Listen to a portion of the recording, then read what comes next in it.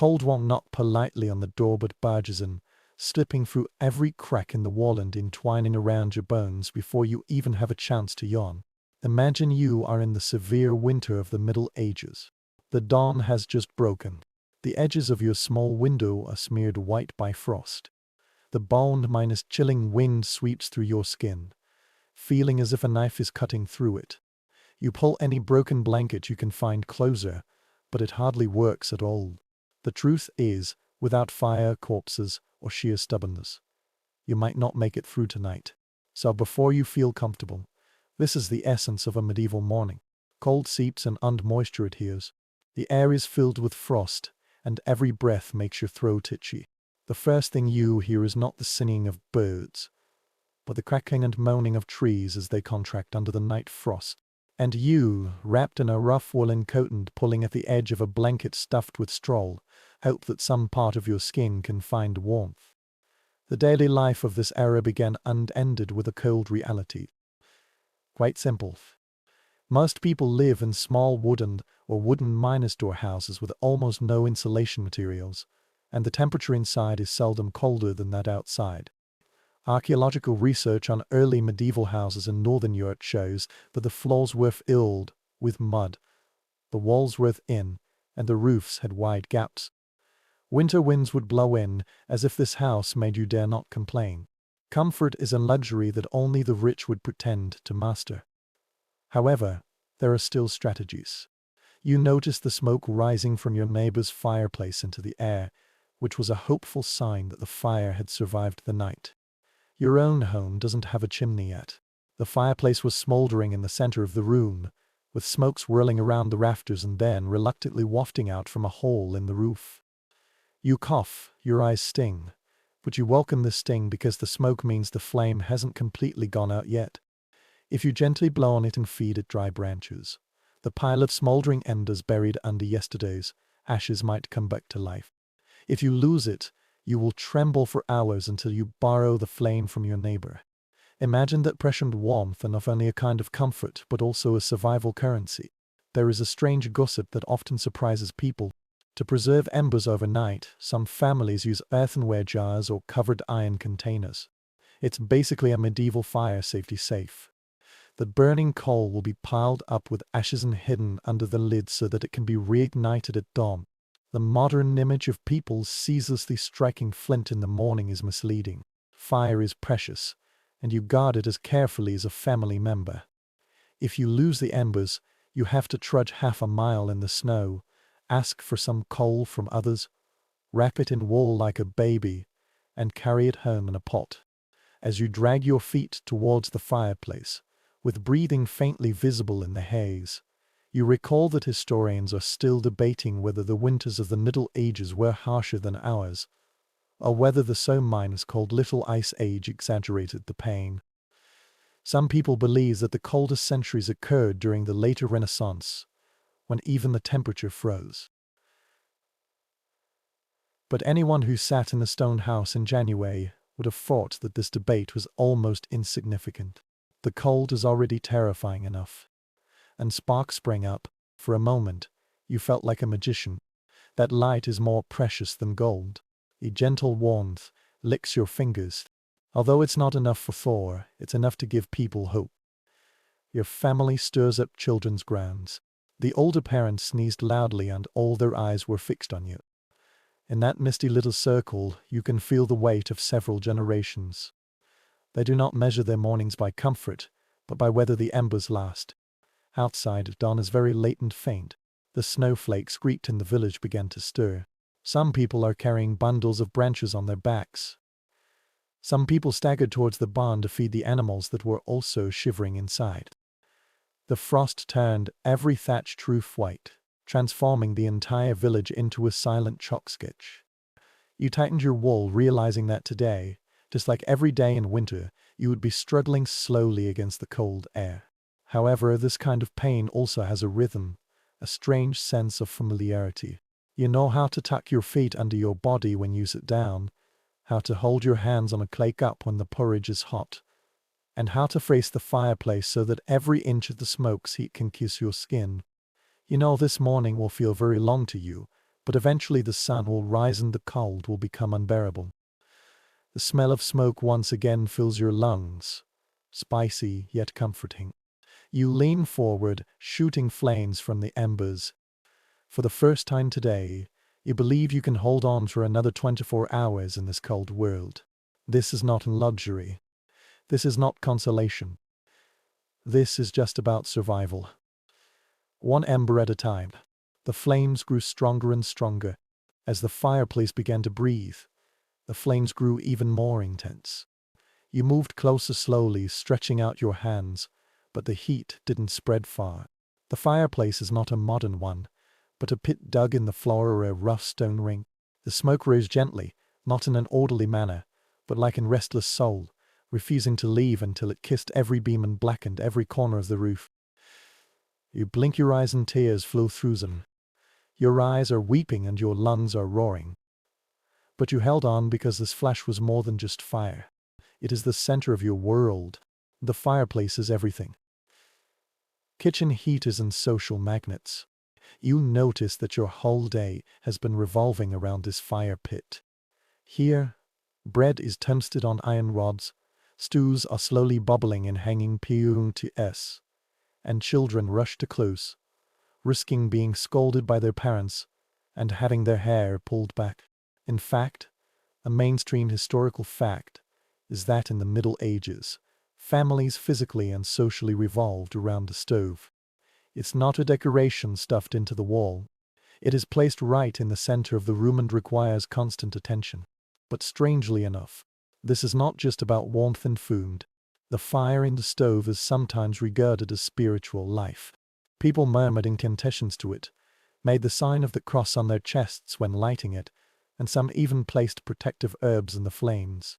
The recorded tradition is that a family will never let a fire go out because it is regarded as bad luck, or even worse, as an omen of death. Fire is both a furnace and a guardian of a family. Imagine that every night when you go to bed, you know that if you are careless and the coal slips away, it might not only offend your family, but also some invisible force. However, historians remain puzzled by the actual effects of these open fireplaces. Some people believe that although they are located in the center, in the ventilated rooms of farmhouse cottages or noble halls, the heat they emit is pitifully little. Others, however, counter that psychological warmth is more important. The presence of light and lamps offers the feeling of coldness, even though the actual temperature has hardly changed. This is a debate where numbers may not fully capture this feeling. You can measure heat output, but you can't measure the comfort level of flickering shadows on a winter night. Now that you are sitting by the fireplace, your knees sting from the warmth and your back trembling in the ventilation. You notice that the fireplace is also the rhythm guardian of this village. A neighbor rushed in, holding a pot in his hand, and stomped the snow off his shoes.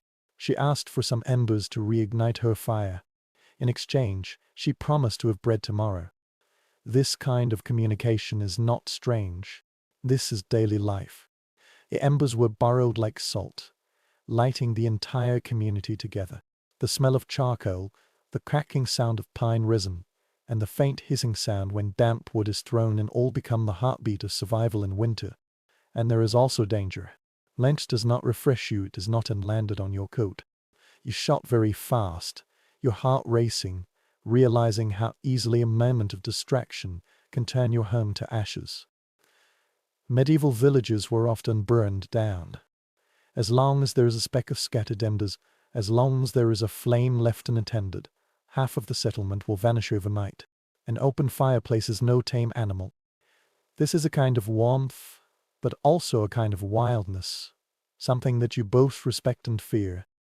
You might think that children must have received semi-minus training in fire prevention during their growth and learned to feed, store and protect it at an early age.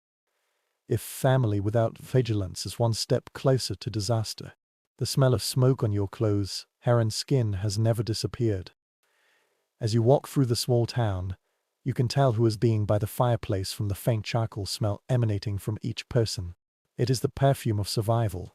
By noon, the fireplace had adapted to its rhythm, not roaring but glowing. The embers piled up and persisted until night. The stew is simmering. Someone put the wet boots aside, hoping they would be dry by tomorrow. A dog was curled up on the floor, its belly steaming with heat, sighing deeply as if only it knew comfort. And you, half smoked and half thawed, will realize that this fire pit is a thin line between life and death in a winter without any kindness. When the shadows flickered on the smoky minus-covered beams, you remembered that this was just the beginning. A fireplace is not a luxury. It is the fragile flash on which your entire existence is balanced. You won't make it this week without it. With it, you can at least sit down and pretend for a few hours that warmth is possible in a world mainly composed of cold. The air is thick now, not because of the warmth, but because of the stubborn haze that refuses to rise. You sat by the open flame, your eyes brimming with tears and your throat covered in cigarette ash. You wondered if breathing in winter would be faster than freezing you to death. The fireplace roared in the shallow pit, but there was no proper chimney. The smoke simply chose its own path into the beam, curling up on the rafters and spreading throughout the room until you could hardly see your fingers. This feeling is a paradox. You live because of this fire, and you cough because of it. The mainstream historical facts are obvious. Before chimneys became common in the late Middle Ages, most families relied on a simple smoke vent on the roof to guide the smoke outside. But this guidance is generous. In fact, the smoke drifts wherever it likes, making the air so thick that tourists say the house is not suitable for living when cooking. The black rafters of medieval farmhouses and halls are evidence. Archaeologists have discovered that for centuries, tar and soot have clumped onto wood like permanent shadows. However, in this suffocating atmosphere, there is a strange reality. Others are gossip. Although smoke is unpleasant, it can protect wood from insect damage, serve as a primitive disinfectant, and even cure the hanging meat that villagers hang on the rafters. You will cough and wheeze, but you'll also take a bite of the smoked bacon, whose flavor is attributed to this accidental preservation. The air here might be hard to breathe, but your dinner can also benefit from this smoldering cloud. Despite this, historians are still debating how people endured such an environment. Some people believe that people in the Middle Ages merely got used to it, and their lungs adapted to the environment in ways we could never have imagined. Others, however, believe that smoke miners-filled houses are mainly seasonal, with fires reaching their maximum intensity only during the winter months. However, there is no consensus yet on whether these families will significantly shorten their lifespan. You imagine scholars bending over fragile manuscripts, arguing endlessly over whether smog is a silent killer or a tolerable, obnoxious thing. While you are lying on the ground coughing in this thought experiment, perhaps trying to point at your burning eyes to settle the debate. You have a runny nose, you have a headache, and the fire crackles merrily, showing no concern for your discomfort at all. Squat lower and lean your body to the warmth you can catch, even if you are suffocated. The children hid under the blanket, their eyes peeping out like owls, and their hair always gave off a burnt smell. When the guests arrived, you smiled awkwardly and waved your arms at the smoke as if you had driven away an unwelcome cat. The fact is that there is no medieval residence that does not exist. Every house, every hall, and every kitchen is shrouded in the same gloom. Sometimes smoke can turn a room into a shadow theater. Sunlight filtered through the hole in the roof, and beams of light scattered onto the mercenaries like golden swords. Dust and ashes dance together, creating a surreal beauty that almost makes you forget the stench. You imagine leaning back in the chair, almost suffocating, but you are amazed at the way the light dances on the smoke. At that moment it felt like a small church bathed in sunlight rather than stained glass. But when your eyes sting again, beauty vanishes, not with a tattered cloth. This is what mothers teach their children when the smoke becomes too cruel. The rag is not very useful, but it gives people the illusion of protection. Your skin's itchy. When you go outside, the air is like a pure release, fresh and clean, even though the weather is very cold. You drank in big gulps, your lungs burning with the cold, but you thanked yourself for being clear-headed. However, you always come back inside, because outside there is nothing but frost and emptiness. At least the fireplace inside was still glowing. You sat and coughed again, but your fingers were also melting over the charcoal fire. This contradiction has become quite normal. The smoke has become a neighbor you don't want but have to coexist with. The evening is the worst. The fire is burning vigorously. I'm getting ready to cook. The opening in the roof is too small. The room was filled with laughter and shrill coughs. Some sing a song, some stew a pot of soup. A child sneezes. All of you are sitting in the haze of survival. Even though it makes your voice hoarse. You will realize that in this medieval winter, the choice is either comfortable or uncomfortable.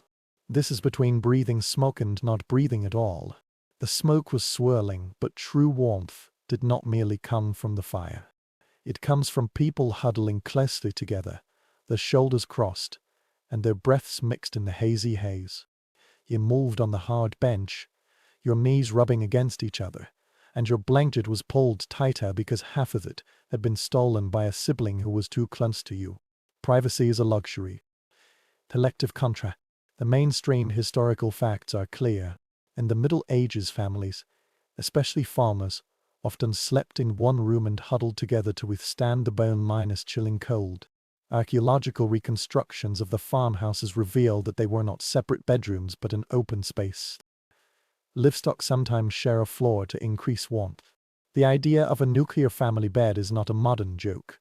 This is really a good way to resist winter. There are also some odd details that will make you giggle in the cold. Sometimes the entire community practices bundling, and travelers or guests are invited to share a bed with strangers just to prevent everyone from freezing to death. For the sake of modesty, wooden boards or heavy sacks can be placed between the corpses, but this close relationship is non-negotiable. You're not worried about awkward small talk. You are worried about waking up alive. However, scholars still have differences on the extent of this shared close relationship. Some people insist the farmers often slept indoors with animals such as goats, pigs and even chickens as a form of natural heating, while others believe that these claims were exaggerated by later writers who were eager to depict medieval life as dirty and uncivilized. The truth might lie somewhere in between. You lie here a few feet away, with a calf ruminating. You might sigh that the academic debate has missed the point. The warmth of the wild beast is undeniable, whether it is noble or not. Your body was stuck in a pile of rough wool, and the hame actress was grasping your legs. You feel the heat radiating from another person's back to yours. Not feeling well. Someone snores very loudly. Another person may disturb their sleep, but you can't deny that when they share the cold, this feeling doesn't seem so cruel. The air was filled with the smell of sweat, smoke and damp wool. But it is very familiar and even reassuring. Survival follows certain patterns. At dusk, all the people huddle together. The youngest curled up in the nest of the blanket, and the largest were close to the fire for care. In the middle of the night, someone stood to fuel the embers, muttered curses at the cold, and then slid back under the shed cover. When you woke up, you temporarily lost your sense of direction, and then dozed off in a daze amid steady breathing, the lone noise of nearby animals moving, and the faint hissing of flames sinking into deeper ashes. This idea flashed through your mind. What happens when disease strikes? If you sneeze once or twice, you can imagine that in the morning, infectious diseases will spread across the beds of your entire family.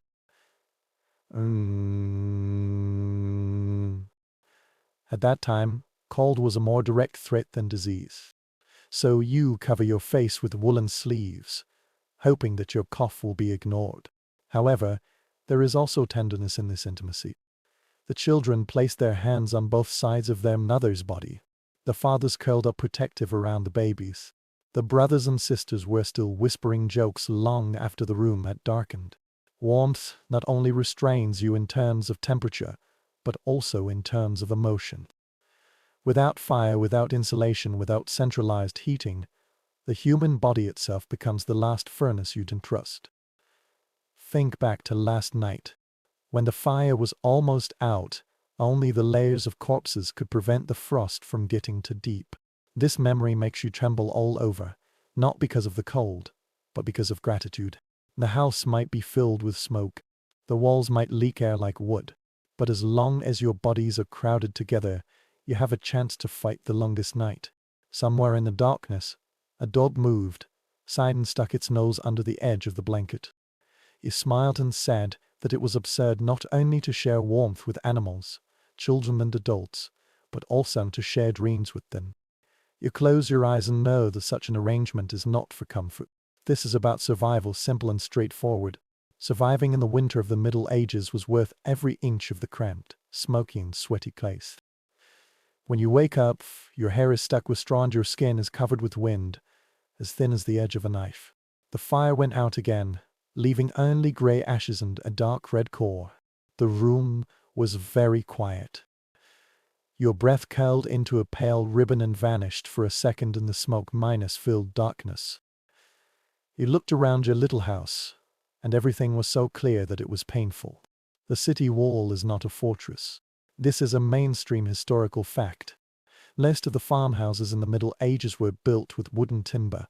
The thin wooden frame is woven from thin wooden sticks and coated with soil, clay and sometimes cow dung. The roof is covered with thatch. There is only compacted soil on the floor. Archaeologists, while studying the examples preserved in Britain and Northern Europe, have noticed how fragile these structures are in fact, usually collapsing after only a few decades. They worked very well in the summer rain. In the cold winter wind, they are not much better than a small boat. Launch to the wall and feel it. The dampness seeped in, and the damp coldness emanated, as if the night was pressing its fingers against you. You brush the plaster with your hand, and it breaks lightly, getting off a smell of earth and decay. There is an insulating layer here, but only the most basic layer of feces is mixed in the whole as a rough filler to prevent ventilation. It works to a certain extent. This is a bizarre gossip. Every autumn people often apply fresh feces to the cracks in the walls. This is a seasonal maintenance task, just like when we repair the windshield. Imagine that your household chores list includes repairing the roof, patching the walls, and smearing feces. Children are sometimes sent to do this work. Little hands stuffed stinky paste into the cracks one after another. It's not charming, but in a world without fiberglass or double-glazed glass, cowboys are the Home Depot of the Middle Ages. However, scholars still have differences of opinion on just how miserable these cabins are during the coldest months. Some people believe that the number of people crammed inside, usually the entire family's livestock, creates enough body temperature to withstand the most severe frost. Others, however, believe that even with fecal walls and smoke, the indoor temperature only hovers above 0 degrees, making residents feel cold forever. The truth, as usual, might be in the middle, warm enough to survive, too cold to ever feel comfortable. You drag your feet towards the embers, coughing as the ashes rise. The walls sway with the wind, and sometimes snowflakes drift down from the thatch above, like unexpected guests. You brushed one off the blanket, half funny, half desperate. Outside, the fields under the frost are silent. Inside, your little house doesn't feel like a refuge, but more like a leaky box, almost blocking the sky. However, you'll just muddle through. You mend the holes with rags, hang the old cloak in the crevices, and stuff straw between the walls and the roof. It has never been perfect, but it can help people relax. Sometimes, some families even coat the coldest side of their houses with animal skins, turning the skins into temporary windbreaks. Yes, the smell is still there, but there's also a bit more warmth. As the day begins, you will notice the patterns these walls carve in your daily rhythm. You worked harder by the stove, spent more time in bed, and avoided the corners where frost spread. The temperature in the room is uneven. It has a microclimate. It's very hot beside the stove, but the walls are cold. It's still bearable in the middle. You will instinctively adapt. Your body will know where to sit, where to sleep, and where to avoid. The sound of dripping water began to ring out. You muttered and put a jar under it. Be aware that your cabin is always in constant conflict with nature. Easily prevail, you will keep mending and surviving. When you finally walked into the snow outside, you almost laughed. That small house seems to belong to it. Its thatched roof is as white as the ground, and its walls blend in with the soil. It is fragile, yes, but it is also part of the landscape, a home shaped by soil and manure, fragile yet tenacious. You know you'll curse its draft tonight, but now you nod to it as a reluctant sign of respect. After all, it's still here, and so are you. The wind howled through the open fields, clattering blinds. But when you walk into the noble hall, you are hit first, not because of silence or grandeur, but because of scale. The ceiling is high up, the crucible blackened by soot. The flag is swaying in the wind. In the center, a bowl of fire roared with confidence that farmers could never have dreamed of. One piece of wood after another, as thick as your arm.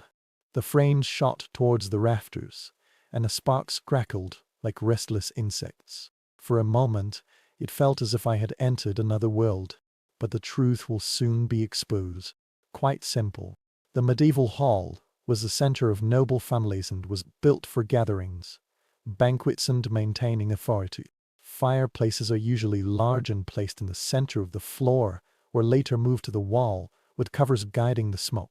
The amount of wood consumed by these fires every day is astonishing, sometimes even a whole truckload of wood. This reflects both wealth and the complete impracticality of heating such cave-minus-like spaces. Records show that noble families hired a whole team of servants whose tasks were to constantly cut down trees, transport and feed fires. But here's a strange anecdote. Although the fire was very big, it could hardly warm up the hall. Tourists often complain that while they are facing the flames, their backs are frozen. And nobles were sitting on high platforms at one end close to the flames, while the servants and guests were shivering at the other end of the room. Warm illusions are more important than reality. The blazing flames issued a statement. Their lives are meant powerful enough to burn down the forest in one winter. Historians are still debating whether these halls were mainly functional heating systems or symbols of wealth and dominance. Some people think that as living spaces in winter, they are not practical at all and are more suitable for holding ceremonies and banquets rather than for daily comfort. Others countered that the warmth of social interaction, music, companionship, and banquets counterbalance the coldness, making the hall habitable in its own way. Standing here, your cheeks are scorched, your spine is cold, and you suspect that this debate is not academic at all, but entirely physical. You slowly approached, slowly squeezed into the hot circle, while coughing and grunting echoed in the hall behind you. The servants carried the logs in a hurry. Their faces were flushed red from the smoke and they narrowed their eyes to watch the flying sparks. The dogs stretched out their limbs by the fireplace, smart enough to occupy the best positions. Somewhere above, smoke swirled into the rafters and then slowly slid towards the vent on the roof. But most of them are still hung very thickly and will soon damage your cloak. The sound of the fire filled the entire hall, and crackling sounds kept coming from the conversation. You can imagine the lord sitting at the dining table, bathed in the shimmering orange, his goblet shining and making solemn gestures. Behind him, the tapestries were fluttering in the wind. The hunting and fighting scenes on them served more as decoration than warmth, although they could indeed dispel the most severe coldness on stones. The servants brought out one dish after another of steaming hot meat. The smell of the meat mingled with the smoke from the firewood until hunger overcame the discomfort. However, you cannot ignore this contradiction. This is the most unrealistic grandeur. The flames greedily devoured the wood, yet the hall remained cold. The guests pulled their cloaks tighter, moved their chairs closer, or lingered near the flames when no important figures were watching. The poor outside might dream of such a big fire, but reality is far from as comfortable as it seems. You watched the wood collapse inward and sparks fly. A boy rushed forward with something new in his arms and almost fell into the pit while adding fire to the fire. Despite the danger, he still smiled. For a servant, warmth is fleeting, so you should enjoy it while you can still do so.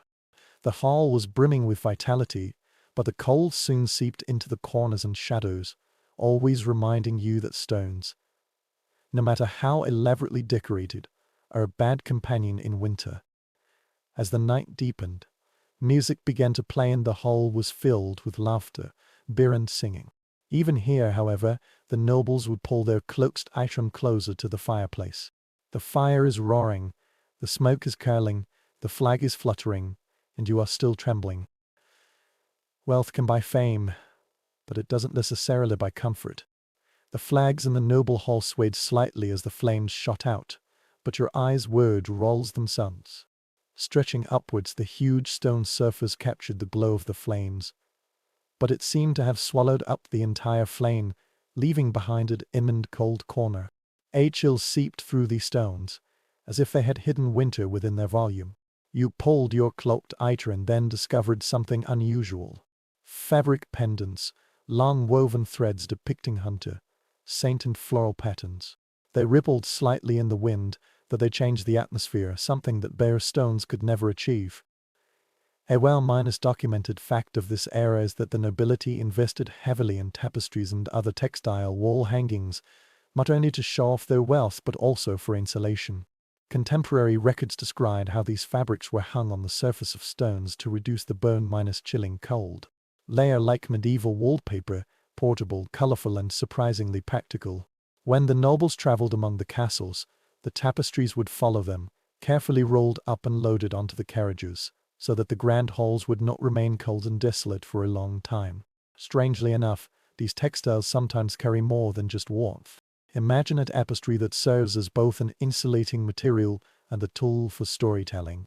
A huge woven canvas that showcases family genealogies, religious imagery, and even political propaganda. The guests would sit down and stare, not just at the flickering flames, but at the visual reminders of the host's power. There is a strange little twist here. It is recorded that some noble families hung entire pieces of waxed painted cloth on the walls to prevent moisture, turning the walls into a patchwork of protection and prestige. However, experts still have differences of opinion on how effective these wall hangings are in keeping warm. Some people believe that the thickest wool or linen, even with padding, can only serve to block the worst air currents seeping out of the stone. Others, however, insist that in an era where every layer matters, the psychological comfort brought by a decorated and less cold wall is worthwhile. The differences continue as physical evidence. Fabric fragments and inventory records give us some hints, but not the entire sensory reality of sitting in the castle in January. You come a little closer, your fingertips brushing against the edge of the drooping line. The surface is rough. The silk thread is slightly greasy, and it gives off a faint earthy smell. You can imagine how the servants climbed up ladders to secure these panels, how they shook them off in summer and brushed off the dust on them in autumn. Prepare for another round of winter defense. They were both ornaments and armors, softening the hall that was originally filled with stones and smoke. The place where the fabric is hung gives the impression that the entire hall has changed. It is no longer a cave but a room. Shadows are warmer. The colors shone brightly in the firelight, and the damp stones were no longer as cold as before. A dog moved towards the wall and curled up happily where the cold wind had weakened. You know, in the medieval world, warmth was never a trick. This is hierarchical. Fire, corpses, fabrics, stones minus all of these are imperfectly but persistently combined together. The servants were busy adjusting the drooping curtains. You imagine the labor behind it. The spinners, weavers, and dyers jointly created this work. Every thread is touched by hand. Each pattern is intentional. In a world where nothing is cheap, tapestries are not just for decoration. This is the art of survival. At night, family members might sit with their backs to it, allowing its fibers to absorb some of the coldness in the room, without paying attention to the noble symbols embroidered on its face. The difference is immediate if you move to a corner without being hanged. This stone gives off a chill like ice. Your skin stung, your breathing froze in the rapid mist, and you found yourself instinctively taking a step back towards the warm fabric. You will understand that the people's understanding of this point in the Middle Ages was not a theory, but a common truth in daily life. You don't need to measure the insulation value with numbers. You just feel it from the bottom of your heart. Of course, hanging can only have such a significant effect. In the frosty weather, the hall still feels like a cave. The through wind slipped through the crack of the door, and only where the fireplace was within reach was there heating. But think about how human imagination fills in the blanks. How can colorful walls change your sense of space? Not only are you not so cold anymore, but you also believe that you are not so cold anymore. This belief might get you through several painful months. Later on, the guests came to the banquet. They gazed at the glittering curtains, commenting on their beauty and whispering about their cost. The master smiled, knowing that the impression he had left on them was not just the fire and food, but also the wall that told stories. The city wall can not only resist frost. They don't give people the impression of being poor. Sit down and think about it. The warmth in this world has never been simply material. It is also symbolic, psychological, and social. Hanging a tapestry shows that you care about comfort, culture, and status at the same time. Cold is ruthless, but so is the instinct of human beings to confront it with beauty and practicality. As the night deepened, you leaned against the fabric, your head resting on the deer that was weaving while leaping. The fire crackled and the hole burst. This time you couldn't feel the stones hitting your spine. On the contrary, you will feel surrounded by colors, sounds, and warmth. This is a fragile victory, but in any case, it is a carefully woven one that will last longer than winter. The hall gradually quieted down. The fire collapsed into scorching coals. However, the cold once again crept in, seeking out weaknesses. Your gaze drifted upward towards the window. Those black holes on the wall seemed more like a barrier to attract frost than a shield against it. You clenched your arms tighter, instinctively knowing that medieval windows were seldom allies in the battle against winter. One fact that was well preserved during this period was that most of the windows in farmhouses were merely openings without glass, sometimes covered with wooden blinds and sometimes patched with cloth or thin leather. In wealthier families, oiled parchment is stretched over wooden frames to allow for soft light, while blocking some through drafts. Glass does exist, but it is astonishingly expensive and is only used in churches, monasteries, and the most magnificent castles. Even then, it was oft unweighty, bubbling, and small panels pieced together with lead strips. Rather than the transparent panes you know today, there is a strange little twist here. Even if a nobleman could afford glass, he often chose covered glass for its aesthetic appeal. Imagine that you are trying to enjoy a little bit of winter sunlight through a window that emits green or amber light. Although it looks beautiful, it is not practical. The glass dazzled the tourists, but made the residents squint their eyes in the dim light, still trembling in the air currents seeping around the lead. Wealth once again makes a statement, but it may not be warm. Researchers still disagree on how much protection parchment or corner windows can offer. Some people believe that this thin material can only filter light and is almost unable to resist the cold. Others counter that even the weakest barrier was enough to slow down the bone-chilling wind. Evidence is tricky. Few medieval houses have been preserved intact, and documents often focus more on taxes and property rights rather than everyday curtains. Standing here, your fingers are numb from the draft, but you tend to side with the skeptics. Parchment may silence strong winds, but it can't stop you from shivering. You came closer, pushing the blinds. It creaks. Its surface was rough due to the passage of time, and a cold air whistled through the crevices. You hit back hard, your heart pounding. The shutter cannot be sealed. Never. Reminding you that winter doesn't need an invitation. It will seep into any place with space. You stuffed a piece of rags into your joint, hoping to get some relief. But deep down in your heart, you know this is a battle you are bound to lose. The sunlight passing through these openings is faint and filtered. Darkness outweighs light. You imagine waking up every morning in a room so dim that you might mistake it for dusk. Where you push open the fireplace, you squint. When you fumble for your tools, you stumble. Sunlight will never flood the space it illuminates. Reluctantly, it bounced with smoke and soot until it felt more like a cave than a room inside. When night falls, the blinds bang shut, leaving you completely at the control of the firelight and the tubes. However, there is also resilience here. The family has learned tricks. Some people drape extra cloth, or even old cloaks over the windows for layered protection. Others tilt the blinds inward to increase their thickness, or apply clay to the edges to adapt to this season.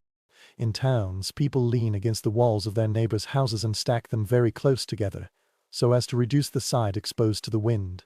Every adjustment is important, no matter how minor. The sound of the wind outside grew louder and louder, like an unexpected guest passing through the gap. You imagine snow piling up on the exterior walls, floating on the blinds and frosting their edges. When you touch the surface and feel it is cold, it reminds you that you are not living behind walls and glass, but constantly communicating with nature. Survival here can only rely on improvisation. There are also some strange beauties. On a bright morning, the sunlight shone on the oiled parchment, making it glow like amber. You squinted your eyes and saw figures bending over under piles of wood outside the village, children following behind, and dogs hopping around in the snow. This window is not perfect, but it is a mirror for observing the world, reminding us that even in the coldest winter, life goes on outside the wall. But at night, you will curse it again. The through wind on the floor wound its way through, blowing out the candles and making the bare toes shiver. You get close to the fire, muttering that the blinds will never close. You even doubt whether it is possible to be comfortable in such a house. But you will remind yourself that people have endured it not for a few days, but for generations. They patch, layer and adapt not because they have perfect solutions, but because imperfect solutions are what they need to survive. The window creaked again, and a groaning hinge echoed in the dimness. You sighed and smiled slightly. This is the sound of winter, not a song sung by snow or frost, but by wood, cloth and parchment, which struggle to block the night. And you, wearing a cloak and sitting by the fire, are also part of this battle. Another person is curled up on a draft that will never end. The window rang again, but you turned around, for the true refuge of winter lies in the corner of the room, on the bed. It's not the kind of soft mattress with springs and sheets you might imagine, but a makeshift straw nest stuffed into a sack, lined with linen, wool and any fur shards you can collect. It doesn't look that great, but once you climb in, you'll realize that the function of this pile of fabric and straw is like a miniature furnace, capturing every bit of heat your body generates. Contemporary records confirm that bedding was the most reliable shield for medieval people against cold nights. The poor could only make do with straw trays, which were usually shared by several family members. What was even richer were layers of feather beds, bed sheets and furs, until the sleeping person was buried under a pile of textiles. Archaeological discoveries even suggest that beds are sometimes enclosed with wooden boards or curtains to create a warm pocket in places where breathing is heavy, but frost dares not settle. Strangely enough, one of the even more peculiar customs is the use of hay, or even dried seaweed as mattress fillers in coastal villages. People put all the things at hand into sacks and replace them regularly when the sacks get molded. This bed shouldn't be made of plush. It is used for isolation. Imagine curling up on a curled dry reed mattress with less comfortable clouds and more rustling nests. However, in the depth of winter, this sound is reassuring. Prove what is between you and the frozen floor. Experts are still puzzled about how much privacy and comfort such sleep arrangements can bring to people. Some people believe that in wealthy families, thick bed curtains are not only for intimacy, but also for warmth. Others, however, believe that in a world where fabrics are more precious than coins, they can also serve as symbols of status, being embroidered and dyed to show wealth.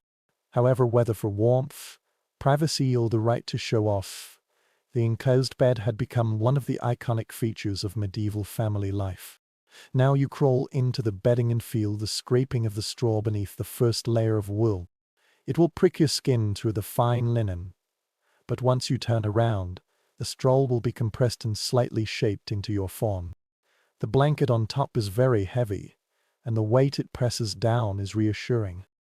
You tuck the edge under your body and seal yourself in a cocoon. Within a few minutes, the warmth you breathe yourself will form a habitable air bag.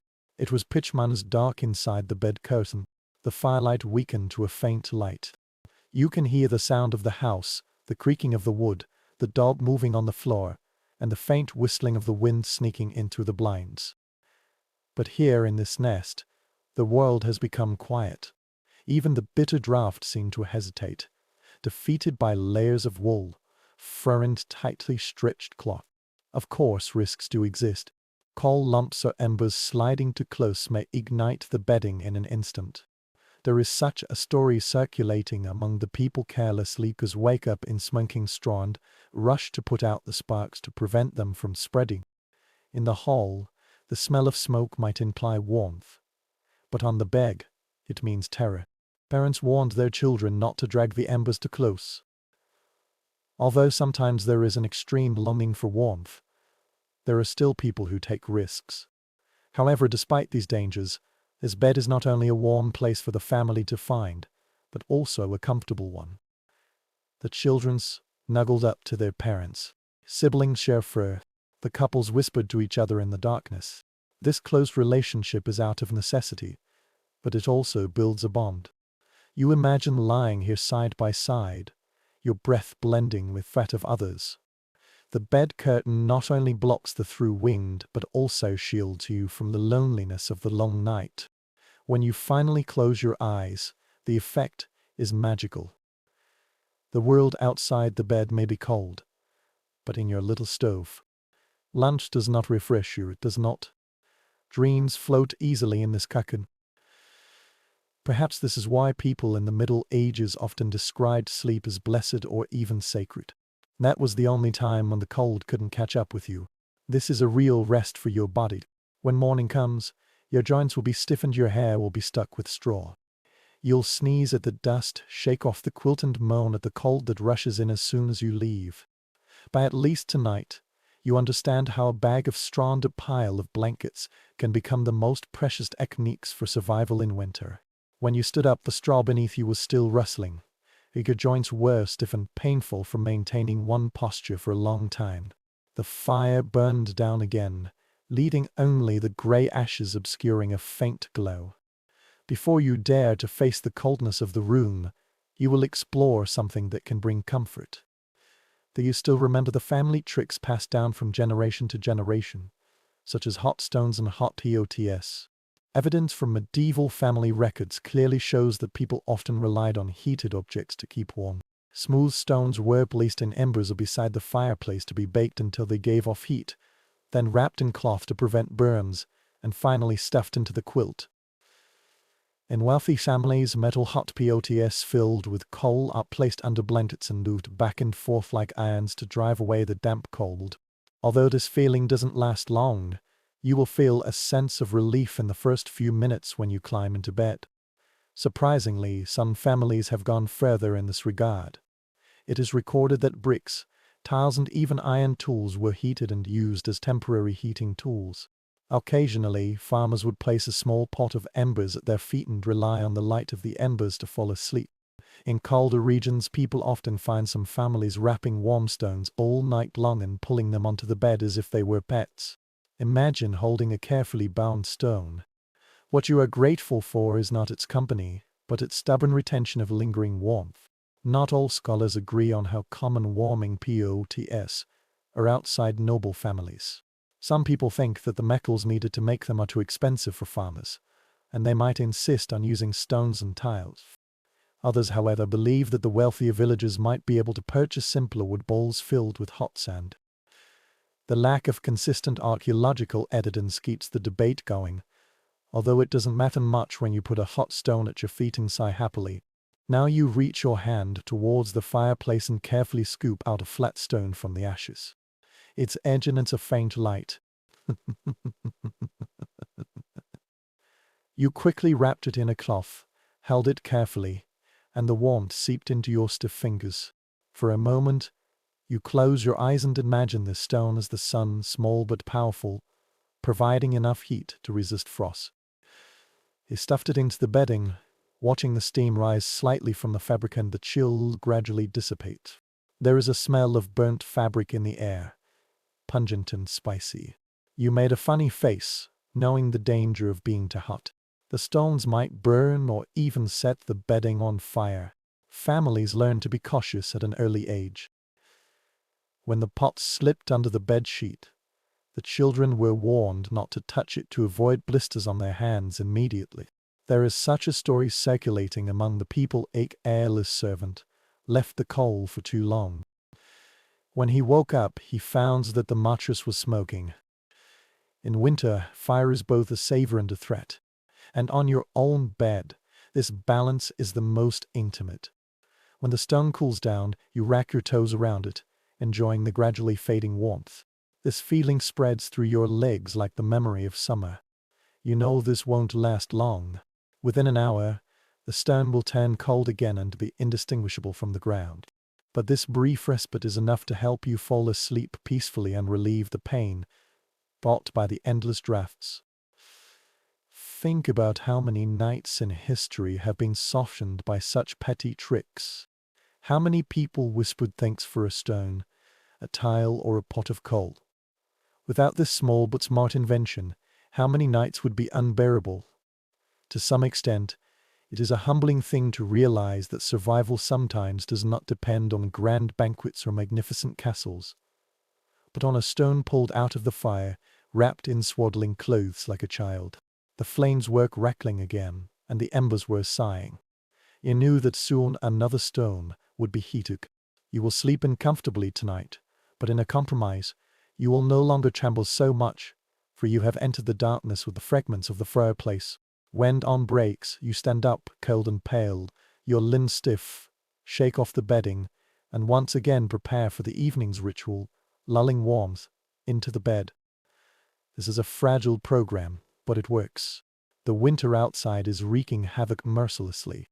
But in your little corner, a stone, a piece of cloth, and a bit of ingenuity mean the difference between despair and patience. The light of your stone vanished into the darkness, leaving you once again at the mercy of the stove. Although fire was indispensable, it was by no means the only flame in a medieval family. You noticed that the room was filled with flickering lights everywhere. Candles stuck in wooden candlesticks, tubes inserted diagonally into earthenware jars, short and thick candles, and wax dripping onto the floor. Compared with the blazing furnace fire, their glow is faint. But when the flames go out, these smaller flames gain their own dignity. It is recorded that there were only 3 sources of lighting in the Middle Ages: candles, tubes, and oil lamps. Candles made of butter or beeswax can serve as heaters in small spaces, although their heat is at best weak. Beeswax burns brightly and produces little smoke, but it is too expensive for farmers. Most villages rely on butter candles made from animal fat, which crackle and smoke, giving the house a faint sour smell. However, in a dark world of deep winter, even the stench of butter deserves light. Here is a strange detail. The lamp tube is one of the most common household inventions. The villagers soaked the pith of the rush grass in animal fat, lit it, and formed long and thin candles that burned unevenly. They are cheap, easy to obtain and practical, but there is ashes everywhere and the air is filled with a sour and greasy smell. Some families specifically plant junkers for this purpose, harvesting it in autumn and drying it in the sun to prepare for the dark months. Imagine that they make a faint cracking sound, and a light quivers like tense fireflies in the dark. Not all historians agree on exactly how much heat these small lamps contributed. Some people think that the additional heat they add is insignificant and only useful for visibility. Others counter that in enclosed corners, such as bed curtains or small corners, these flames provided sufficient heat to eliminate the sting of frost. The dispute was not resolved due to the lack of precise measurement. But anyone who has held up a frozen hand around a candle knows that even the tiniest flame can bring comfort. Now reach out and take one, pinch the base and straighten it. The fat crackled, giving off a wisp of smoke in the air, and your fingers smelled the faint oily odor. The light was dim, but you drew closer, grateful for the small circle of light it cast on the table. At that moment, you can clearly see him ending socks, cawing notes, or simply watching shadows dance. The sudden burst of flames makes you retreat, proving that even this unremarkable source of light and warmth has its own little temper. These flames are fragile companions. A gust of wind, and careless elbow, and they go out, plunging the room into darkness. When the door opened, the children quickly learned to protect them with their bodies, squatting down like guardians around fragile stars. Candles are not just for convenience. This is responsibility. Now, when you block the fleeting light with your palm and watch the shadow grow longer and longer on the wall, you can feel that weight. However, despite their weakness, these lights completely changed the atmosphere. The room seemed less empty and less hostile. The cold still exists, yes, crawling beneath your feet, but when darkness is not absolute, your eyes are more likely to rest. The nights in the Middle Ages were very long, much longer than you might imagine, stretching from dusk in the afternoon all the way to the early hours of the morning. Without these flames, the night would become unbearable. With them, they become able to survive and sometimes even beautiful. The flames danced together a kind of gentle romance. The fire in the fireplace was low, but the candles were flickering. The lamp posts flickered, and shadows rippled on the woven curtains.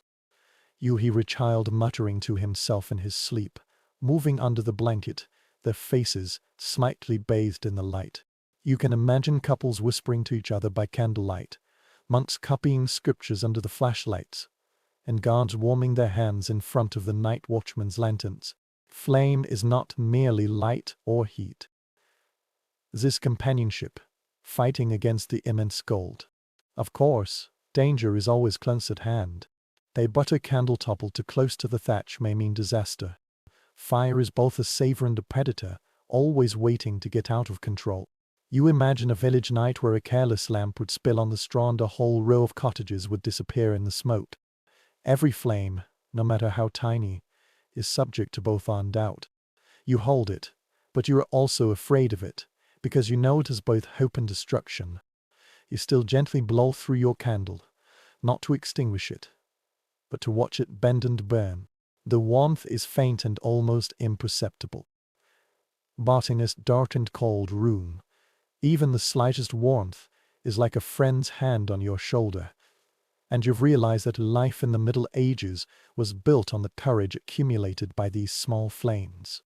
Everyone is too weak, but when they are together, they form a constellation of survival in the endless night.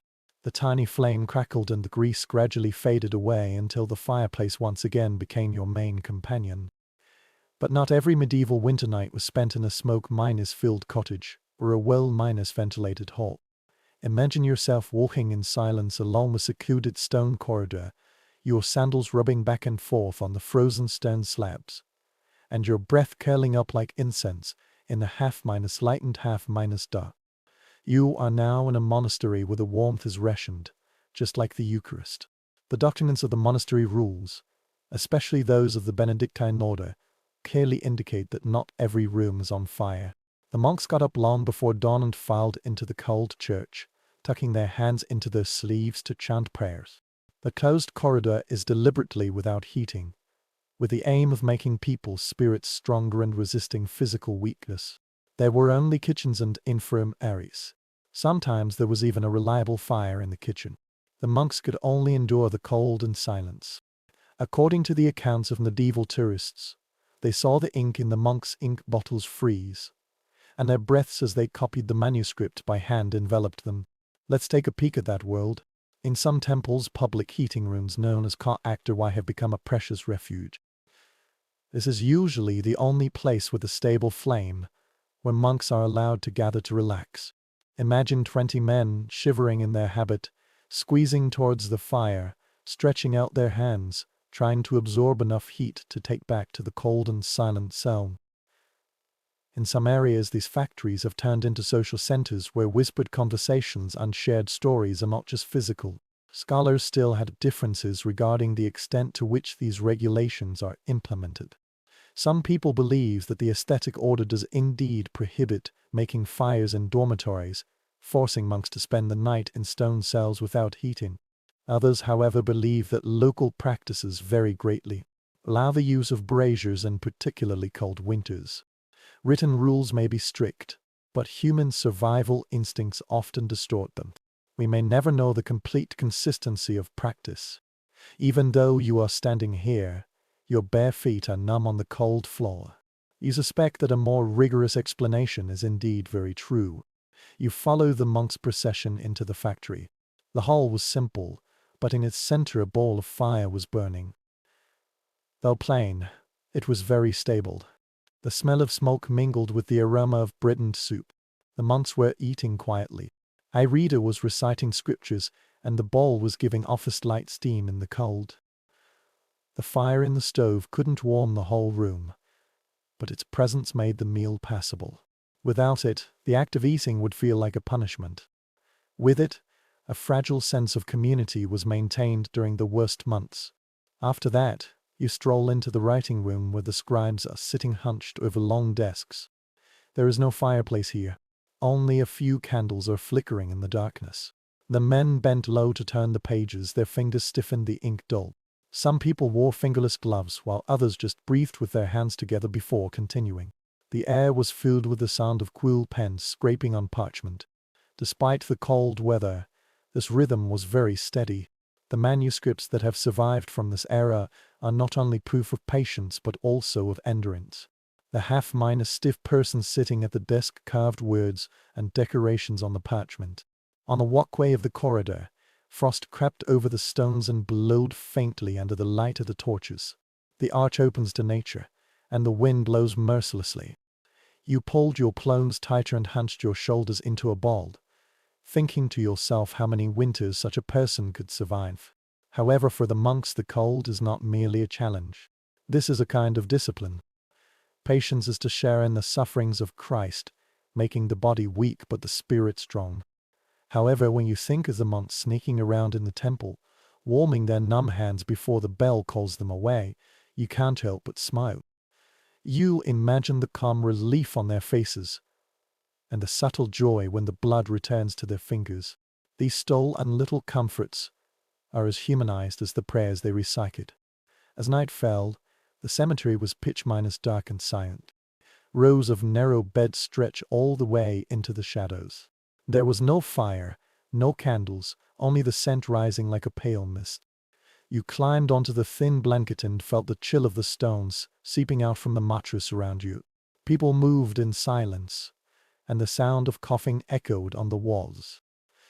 Discipline is strict, but there is also a strange kind of serenity. Accepting winter is part of spiritual life. Your body is trembling, your teeth are quivering, but your heart is beating steadily.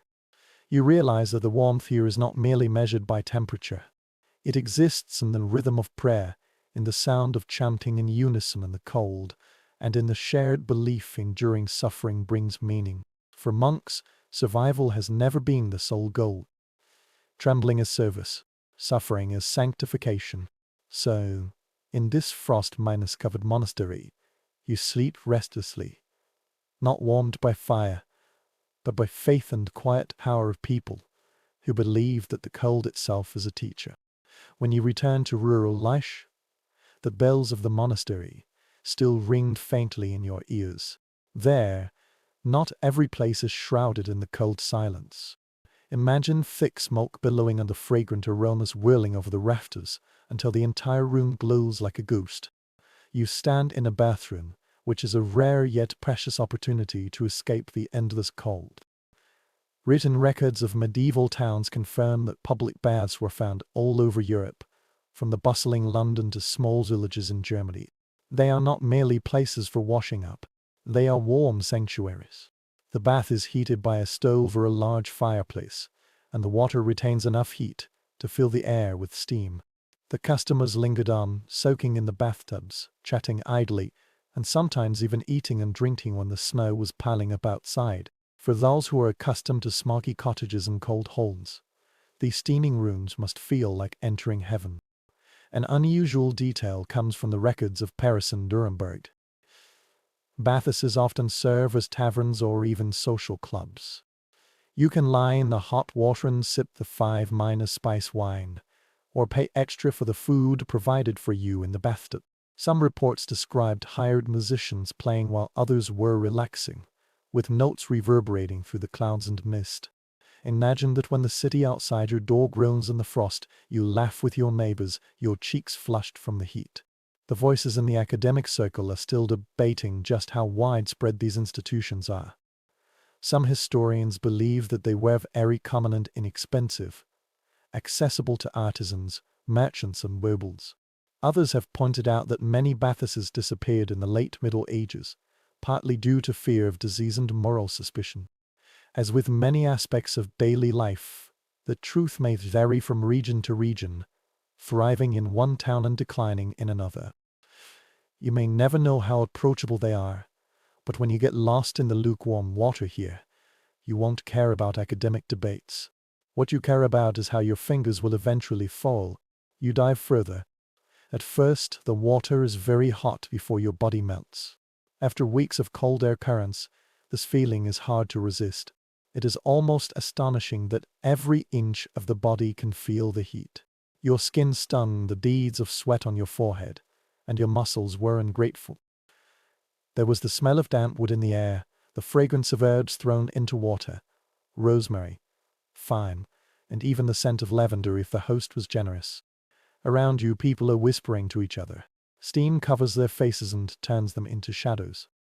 Some people leaned back in their chairs, closed their eyes and gradually fell asleep.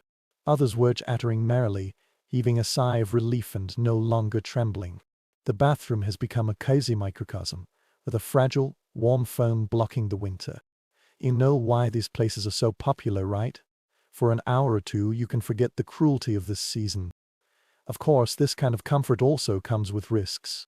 The fire was roaring under the water VAT, and an accident might cause scalds or burns. When you go out, if it's too hot, you may feel dizzy and catch a cold easily. There was a rumor that bathhouses were the lair of evil, which led to the legal closure of many bathhouses in the following centuries. But at this moment, sitting in the fragrant steam, the sense of danger seems far away. All you need to do is close your eyes and listen to the sound of water splashing, the crackling of fire and the low hums often by the mist. When you finally come out, your body will glow. The cold air outside was lapping against your skin, but you smiled instead of moaning. For a period of time, the warmth in your heart protected you. Memories of fire flow in your blood. When you get home, the chill will subside again. The gusts will return, but the bathroom offers you something rare, allowing you to savor true comfort in a season that is usually absent. You keep this experience hidden in your heart like a secret embers. When you wake up tomorrow, there will be frost and smoke, joint pain and cold breathing. But tonight you still fell asleep immersed in the illusory steam. The warmth of the bathroom lingers in your memory. But when it comes to the ventilation rhythm of daily life, comfort often has to be achieved from smaller and more delicate devices.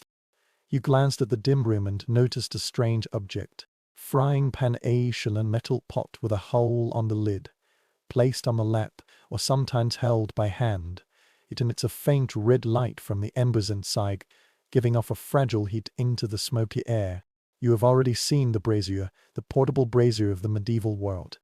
The inventories and household accounts at that time clearly indicated that the brazier was a popular solution in both urban and wealthier rural households.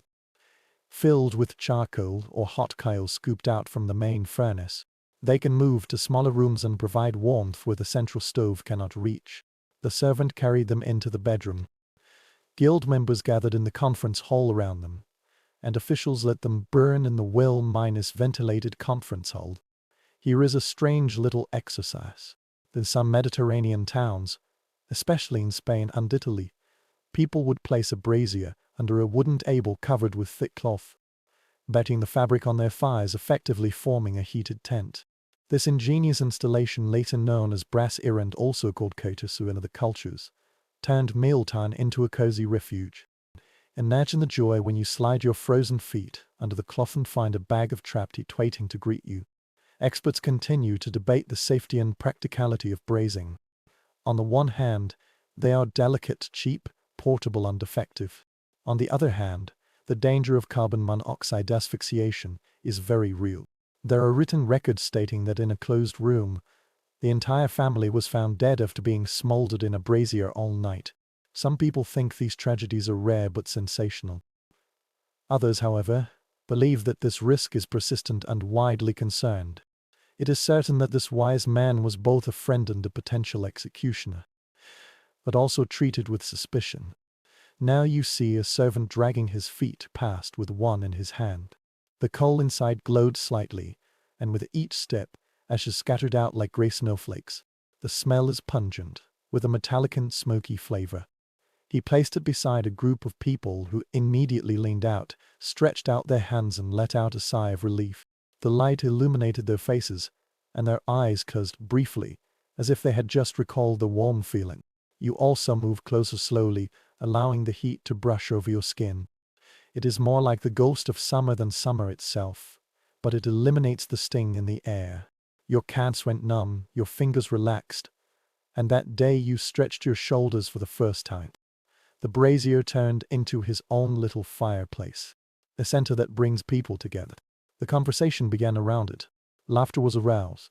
When you are not stiff, arguments seem easier to handle. But comfort has its limits.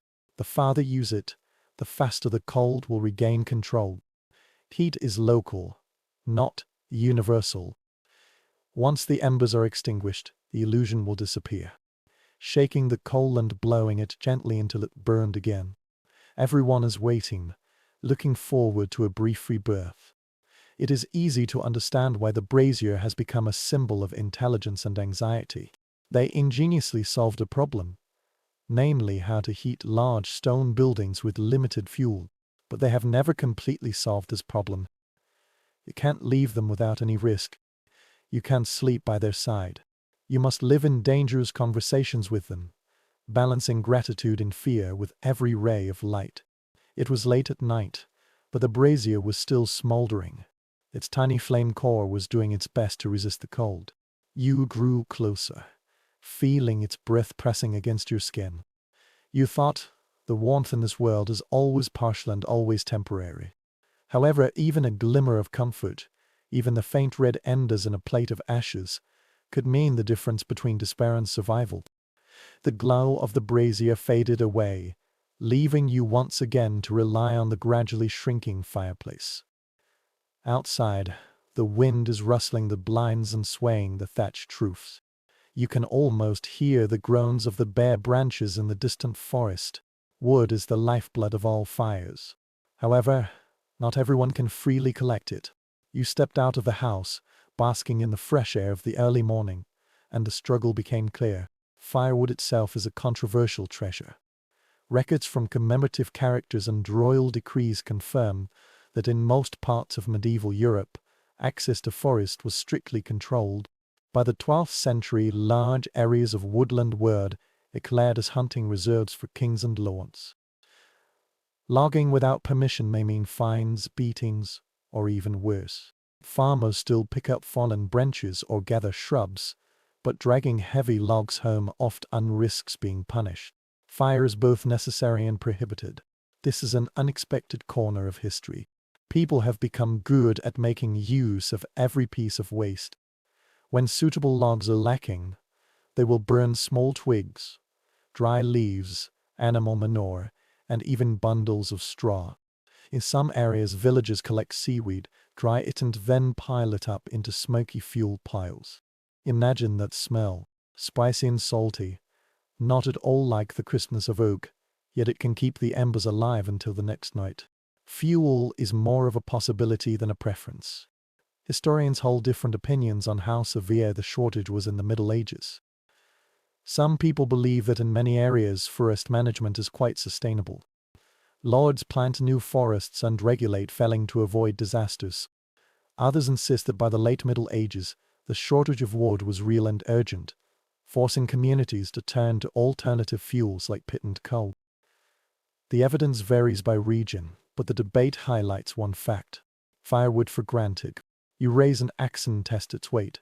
The thought of trekking into Gaunt's forest fills you with both longing and fear. The trees stood quietly, covered with a layer of frost, and their trunks foretold weeks of heat. If only you could claim it. But the punishment for poaching is severe, so you have no choice but to bend down to pick up the fallen branches. These branches are so brittle and light that they are hardly enough to cook a meal. The children were scattered among the bushes, chasing after the small twigs that looked like treasures. Their fingers were red from the cold and their bundles were tied up with ropes. At home, you watch the pile of firewood getting less and less day by day. Every log that burns is a calculation. Should I use it now or save it for a colder night? Every household has become an expert in extending supplies, carefully lighting fires, quickly cooking, and folding clothes instead of using wood. Sometimes the stove is only lit during meals, and you have to endure the frost for the rest of the day. Comfort is allocated like coins, and each embers has its own weight. The taste of cigarettes is not always pleasant. We would hiss and spat, and the room was filled with a pungent smell. The pine resin crackled and sparked on the floor. The oak tree burns slowly, unsteadily, which is the most desirable. You can sense the uniqueness of each log. Some are too fast, some are too smoky, and some are just right. Firewood has become an independent term. Each type tells a story of survival, but you still remember the painful truth. Many people simply don't receive enough money. For those who are too raw, too weak to pull branches, winter is the hardest to endure. Neighbors sometimes share a place to rent, but the scarcity of housing can also raise suspicion. A lost package may mean theft, quarrels, or even violence. Firewood, like bread, is a currency for survival. When dusk falls, you sit beside the faint flame, watching it lick the last piece of wood. Your hands are about to crack. The back can be moved, but it still shrinks. You know that tomorrow you will return to the hedge, seeking more, hoping that God's coral reef won't find you too close to the forest. Winter is long, but wood is always short. When the flames crackled and the shadows grew darker, you realize that the warmth of the Middle Ages was never free. It is hunted down, hoarded and defended against. Every frame comes at a price, and every log is a victory carved out of scarcity. The pile of firewood was getting less and less, and soon only small twigs, bark fragments, and a few stubborn animal droppings remained. You sighed, rubbing your numb hands and looking at the marshland beyond the village. Fuel it does not refuel awaits, but it has saved countless winters. Peter and Territory. Written materials from Ireland, Scotland and parts of northern Europe show that there is no doubt that people cut large pieces of peat from the swamp, dried them and then piled them up like bricks to burn. Archaeologists still find traces of these customs on the ridges carved on Pitt's land, which is evidence harvested over centuries. Peter doesn't burn like wood. It burns slowly. Smoky undespi isoli. But in a world where wood was scarce or too tightly controlled by the Lord, peat was a survivor dug directly from underground. A strange detail often appears in local records. The attitude of each household towards peat was almost ritualistic. These wooden blocks are cut in spring, lined up in a long row to dry, and then collected and carefully piled up against the water fence. If your urine pile is washed away by thieves or floods, it's equivalent to losing your winter food. Some families even lock them in sheds and protect the peat bricks as treasures. Not all researchers agree on just how effective peat is. Some people think that it produces more smoke than heat, filling the cabin with thick tartar haze, and everything is covered by black film. Others, however, insist that once properly dried, it can provide a stable and lasting warmth, making it very suitable for slow stewing and lighting fires at night. The truth may depend on the preparedness of each community, and whether the damp weather will make the neighborhood damp and useless. Imagine yourself now in a marshland, with the soles of your boots sinking into the soft soil, and the air filled with the smell of damp moss. You swing a special shovel and cut out neat rectangular stones from the ground, each one making a squeaking sound. Your back soon hurt, but you still kept cutting and piled up the bricks on the shore to dry. Work is dirty, but every block feels like life in the future. Each line seems to be ensuring that your fireplace won't dim. At home, you throw a brick into the fire. It's not as big as it is. Slow smoke spread outward. The smell of the earth, almost sweet, swirls into your clothes until you smear the marsh on your skin. You began to cough, but then you gave a faint smile. The heat is milder and more stable than that of wood. It won't warm up the entire room, but it will keep the embers alive while you sleep. So you don't have to be afraid of waking up to find half a corpse. The neighbors looked at your pile enviously and asked you had cut this year and if you were going to exchange a few bricks for bread or wool. You hesitated because you knew that your own pile had to hold on. However, there were still some people who found their friends. Because survival here has never been an individual matter, but a common one for all. You might save them tonight and they might save you tomorrow night. The fire raged until late at night. The peat bricks emitted a red glow like buried jewels.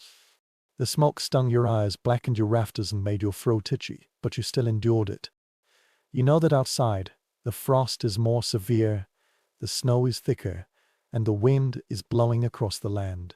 At least inside, your fireplace is still breathing, nourished by the earth. You lay on the straw mat and pulled the blanket tighter. The room smells of peat and smoke. Unpleasant, but strangely comforting. This is a persistent scent, a scent of fuel that doesn't run out as quickly as wood. You realize that the humbling disheveled peat has turned your fragile little house into a pocket for tenacious survival. When dawn breaks pale and cold, the embers are still alive, coaxing flames from peat's lingering heart. What you whisper to thank is not the forest that God forbids you to go to, but the marsh. If you are willing to bend down the cut down trees and endure its mud, it will give it to you for free. When you hear another sound, the smoky gift of the marsh still lingers in your clothes. Distant, low, like a handcart creaking under a heavy load. Follow it to the riverbank and you will see people blackened by soot unloading sacks and baskets. The first thing you smell is a pungent and spicy odor, unlike that of wood or peat. This is coal, a fuel that will one day reshape the world. But here in the Middle Ages it was still a kind of curiosity that gradually entered daily life. Records from Durham, Newcastle and the banks of the English rivers show that by the 13th century, coal from the sea had been transported to nearby towns by ships and carriages. It burned hotter and longer than wood, and merchants soon saw its value. However, for most villages, it remains a strange, dirty, stinky and unfamiliar place. Some lords bought it as a castle, especially in areas close to the mines. But in the interior, many farmers had never seen a single stone. Here is a strange little question. Earlier, people were skeptical about soot. Chroniclers described that Londoners complained that it polluted the air, blackened the walls and made the lungs sick. There are even records of noble women avoiding houses burned by coal fires, claiming that the smoke ruined their clothes. Despite these protests, the spread of this fuel was due to the fact that when forests thinned and wood prices rose, coal provided a fundamental consistency. You can dig it, drag it and pile it up. It's more durable than any pile of wood. Scholars still have differences of opinion on the extensive use of coal during the Middle Ages. Some people think that it is mainly limited to mining areas and large towns because the transportation there is convenient, so it is feasible. Others, however, believe that by the late 14th century, coal was already reshaping urban life, providing power for industries such as forging and brewing, apart from heating fireplaces. The truth is mixed among fragmented evidence, charred fragments from archaeological excavations, city regulations complaining about smoke, and scattered family records. However, its quiet existence is undeniable. You squatted beside the coal pile and picked up a piece of coal. It will immediately dirty your fingers, leaving black stains. Its textures roughened, the edges are fragile, almost like stone masquerading as wood. Smell it, wrinkle your nose and throw it into the brazier. At first it was smoldering and lacked drama. Then, all of a sudden, it caught, burning with intense and steady heat. The room is warming up faster than you might think, despite the thick smoke billowing, which is very uncomfortable. You cough and wave your hand, but you can't deny the power of this small rope. Everyone around you is muttering their own opinions. A person swore that he would never burn these things, claiming that they had poisoned his family. Another person boasted that his coal pile was more durable than his neighbor's entire firewood pile. The children opened their eyes wide as they watched the flames licking the lumps of wood, a strange color they had never seen on wood before. A woman shook her head while wiping the soot from her apron, but she still kept adding oil to the brazier. Leaving the debate aside, coal is hot, and heat means survival. The smell is pungent, sticking to your hair and seeping into your cloak. You can imagine London a century later, with its streets shrouded in smoke and chimneys spewing soot from every corner. The king and the parliament have lodged complaints, attempting to regulate its use. However, the demand only increases and never decreases. When there is a danger of warmth, people will endure a lot. As night fell, you sat by the brazier once again. Coal in its a red light, stable and intense. The wind outside was making the blinds rustle. You rubbed your hands together, marveling at how long it could last longer than wood or pit. You know it's dirtier and harsher, but you also know that for many winters from now on, whether in villages or cities, they will rely on this black stone more than any log. What you see is not merely a big fire, but a transformation, a new chapter in humanity's endless struggle against the cold. When your eyelids become heavy, you will realize that the warmth in this world is never simple. Each fuel has its own price. There was a shortage of wood. Peter had smoke and coal had ash. However, all of this was embraced, for winter never bargained. It will only ask, and you respond with anything that could burn. The coal has been smoldering, but its pungent smoke makes you yearn for a different kind of warmth, the taste of bread. You follow the faintest smell along the muddy path, and soon you arrived at the center of each community minus the kitchen. Not only your own smoke minus filled fireplace, but also a larger space where food and fire combine, which often makes them the warmest place anyone can find. Family records and medieval illustrations clearly show that the kitchen was designed not only for cooking but also for concentrating heat. The huge ovens were built with clay or stone, and their domes glowed after burning wood for several hours. Once the flame goes out, the stored heat will remain, making it very suitable for toasting bread, roasting meat or drying damp clothes. In wealthy families, the kitchen is deliberately separated from the living room to reduce the risk of smoke and fire. But in winter, these rooms turn into the lawned miners for shelters, filled with the smell of roasted grains and boiling pots. There is an unexpected detail. In many towns, public ovens are built for the villagers. Each household gave their dough to the baker, who put the bread into a large oven that could bake dozens of them at the same time. While they were waiting, people often lingered and crowded near the scorching of an opening, just to feel the heat. Imagine chattering children fidgeting restlessly, neighbors chatting with each other, while basking in the radiating warmth that seeps into their bones. Bread is indeed important, but fire is irresistible. Historians still disagree on whether these kitchens and bakeries were true social centers or merely practical necessities. Some people think that in winter they become informal gathering places, attracting the villagers and providing both warmth and companionship. Others, however, believe that their roles are more transcational and they have little time to wander around in the cold. The evidence is incomplete. It comes from scattered records and local regulations regarding the use of ovens. However, when you walk into one of the kitchens now, this argument is no longer relevant. The heat hits your cold skin, feeling like evidence. The kitchen itself is alive. The crucible on the stone swayed gently, sparks flying everywhere, and the iron chain creaked with each movement. The furnace mouth sparkled like the sunrise, and its clay arch was hot enough that you would retreat when you got too close. The servant took out the bread from inside. The edges of the bread crust were blackened and the air was filled with a foul smell. Another person, disregarding the frost outside, wiped the sweat off his forehead. For him, there is hardly any winter here. The torch completely dispelled it. You approach slowly, allowing the warmth to seep into your stiff fingers. The floor was covered with fire and the air was filled with thick smoke. But when your body finally thawed, none of this mattered. You watched a boy throw firewood into the fireplace. His movements were very skillful and his face was hot red. He smiles at you, and you know he understands. This is the best room in the house, and perhaps the best in the entire village. In poorer families, the kitchen stove is smaller, but its function is the same. Every household surrounds it, not only for food but also for survival. The food needs to be slowly cooked for several hours. Part of the reason is high efficiency, and part of the reason is that the fire in the pot is simmering, which can ensure that the stove does not go out.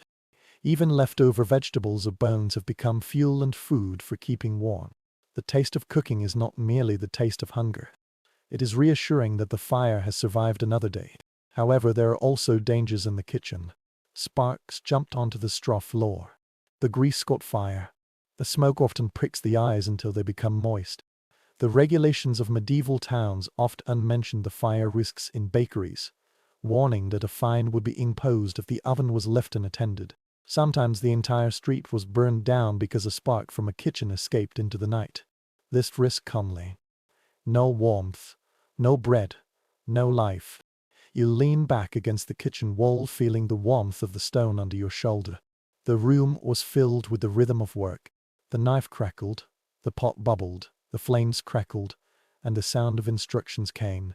It's still frosty outside, but the balance in the kitchen has changed. For several hours, this small room was a world of my own. Not cold but hot, not silent but food. Will you close your eyes and take a deep breath of the smoke from the firewood and the fresh bread? You realize that the kitchen is more than just functional. They are safe havens, shining living pockets where community and comfort blend together. If the living room represents wealth and intimacy, then the kitchen represents the transformation of the fire survival into food. Warmth turned into friendship. The warmth of the kitchen stuck to your clothes, but the wind outside came again, creating a sharp contrast. You shivered, grasping your coat, and followed another wisp of smoke, this time not from home but from the place where the work itself generated heat. There are bakeries and breweries in the city center. Their chimneys spewed steam, and their doors were like jars. Villagers slipped in, eating bread and drinking beer at the same time. City records and guild documents confirmed that bakeries and breweries were not only economic centers, but also temporary shelters in winter. The ovens in bakeries run day and night, especially in big towns where the public bread feeds hundreds of people. The brewery is no different. Malt extract and wort are boiled in large barrels, and the air is filled with the warmth of fermentation, spreading all over the streets. For many villagers, loitering near these doors is an unspoken right to touch the hands and face of the thunder god without permission. This is a peculiar little scene preserved in some chronicles. The apprentices and children press their backs against the exterior wall of the bakery, because the heat from it unseeped out directly from the stones. Imagine a row of villagers leaning against a sun-warmed rock like lizards, mocking their own intelligence, while everyone else on the street froze. This is not elegant, but it's about surviving by closeness. Experts are still debating just how easy these warm places are to reach. Some people think that bakeries strictly control their ovens, be vigilant against fire hazards and interference from outsiders. Others count a bit in the crowded urban life. It is inevitable for neighbors, beggars and children to linger at the door. The fact may lie somewhere in between, tolerable until it becomes destructive and discouraging when fuel costs rise. But for you, standing here now, with the air of fermentation wrapped around your face, academic debates are of no consequence. Warmth is warmth wherever it leaks. You pushed open the door of the bakery, and a hot wall greeted you. The oven emitted a white-orange light. The mouth of the oven was a fire pit.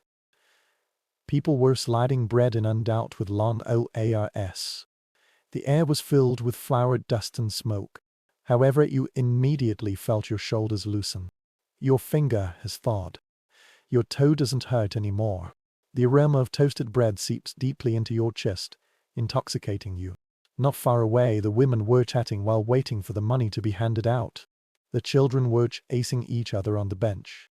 A strayed dog was curled up under the table too content to be kicked out. You know this place is more than just a workplace. It is a magnet. People are attracted to fire, just as moths are attracted to light. Not only for food, but also for liberation.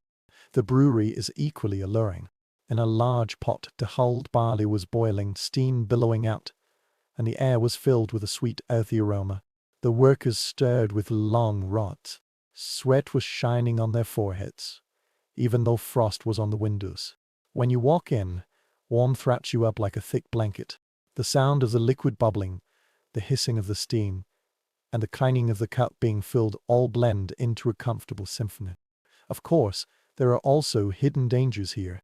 The fire keeps burning, the fuel is consumed at an astonishing rate, and the accident of a liquid boiling can be fatal. Some town regulations specifically mention that breweries are fire hazards and need to be inspected or taxed to offset the risks.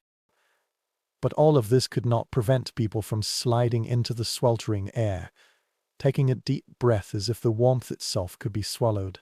You lingered on, watching the winemaker pick up his glass and sip, his cheeks flush.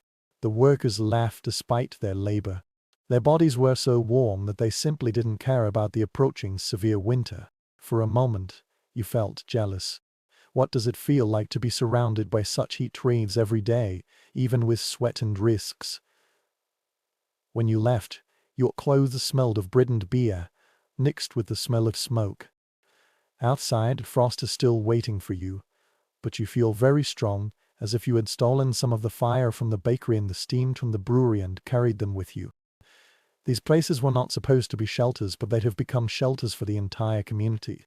When you walk home, the cold strikes again, as you realize that warmth often doesn't come from personal fire but from collective labor.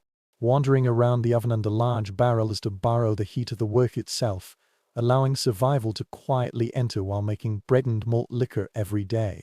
When night falls, the smell of yeast and smoke still lingers on you. You left the street, breathing in the cold air which became murky, and walked into a small room with only one lamp. On the table lies another invention that allows life to linger at the fingertips minus a hand warmer. A close relative of the brazier. Family records and archaeological discoveries tell us that a portable hand warmer was a small metal container filled with burning coal, which people would take to the well during cold months. They are made of brass, bronze, or iron and usually have perforated LEDs to allow heat to escape within a controllable range. Some are very simple, while others are decorated with exquisite carved patterns. When embers glow inside, they will project a faint light. They can be tucked into sleeves, stuffed into cloaks, or carried through cold streets like a warm lantern. This is one of the pleasant oddities. In Italy and Spain, these devices are sometimes disguised as hollow spheres, just like huge apples that you can hold in your palm with great care. Women knelt on the cold stone floor in the church, blocking the light with sunshades. Imagine a group of people praying in low voices, each with piety etched on their face, and under the folds of wool, small spheres filled with coal prevent fingers from stiffening into claws. Historians have disputes over the popularity of this type of heater. Some people regarded them as rare luxuries, and only the nobility, merchants and clergy could afford metal products and a stable supply of charcoal. Others, however, believe that a simpler version, perhaps a perforated earthenware pot or a thick iron cup, is very common in towns, especially in cold winter areas. The truth is likely to be a spectrum, with magnificent heaters shining in the noble haunts, and the low Inesky cousins in the village quietly glowing. Now you raise one, and its surface is warmly pressed against your palm. Metal radiation is stable, not scorching, but long-minus lasting, just like the comfort of holding a small animal. You stuff it into your sleeve, and the heat climbs up your arm, relieving the stiff joints caused by the cold. You have a strange sense of closeness to this device. What fills the room is not a blazing fireplace, but a companion you carry with you, a bunch of secret embers that fight against the world's indifference. There is a faint metallic smell in the air when charcoal is burned. Occasionally, you may hear the sound of embers moving inside, which reminds you that even the small comfort is borrowed from the unpredictable nature of fire. The children looked at it curiously, wanting to hold it but warning it that it would get burned. Do you still remember the story of those clumsy servants who dropped a piece of straw or cloth, originally intending to comfort others, but ended up causing a disaster? Every embers of the Middle Ages carried redemption and danger, even in the tiniest places. However, you cannot deny its usefulness. When you go outside and it gets dark, the radiator cover is closed. From the wind, your coat flutters, your cheeks sting, but your hands are still alive. The blood flows freely rather than numbly. This device enables you to go further, work longer hours and be more durable than going bare-handed. In the winter market, You will notice merchants huddled together, holding their own stoves, and from time to time lifting the potted essence, stirring the embers. The scribe in the corner warmed his fingers before starting to write on the parchment again. A woman selling woolen hats leaned against her like a confidant, muttering to herself in the crowded crowd. Each heater is private, a portable half-miner strapped into the coldest corner of daily life. When you finally get home, you place it beside your tray. As you gradually fall asleep, a light slowly fades away. It won't heat up the entire room, but it makes your world tolerable enough. This is the true essence of warmth in the Middle Ages. It's not a huge consolation, but small victories scattered like embers. Each one is enough to delay the frost by an hour. The small hand warmer gradually turned to ashes. You stretched your stiff shoulders and realized that even with smart tools, the cold still persisted. The body itself becomes the last bastion. You pulled the cloak tighter and noticed how every villager, every monk and every nobleman protected themselves from winter layer upon layer. They're not only kept warm by walls of fire, but also by clothes, which were like armor. Contemporary records and archaeological textiles confirm that wool was the pillar of winter clothing in the Middle Ages. Farmers were wrapped in rough, undyed wool, while the rich were wrapped in finer cloth, usually dyed with expensive pigments. Wool's precious because it can retain heat even when it gets damp, minus in a season when snow melts on the shoulders and sleet soaks the lapels of clothes. This is a blessing. Below, people wear linen blouses and shirts. The fabric is very smooth to the skin and will lay off thickly when the weather gets bad.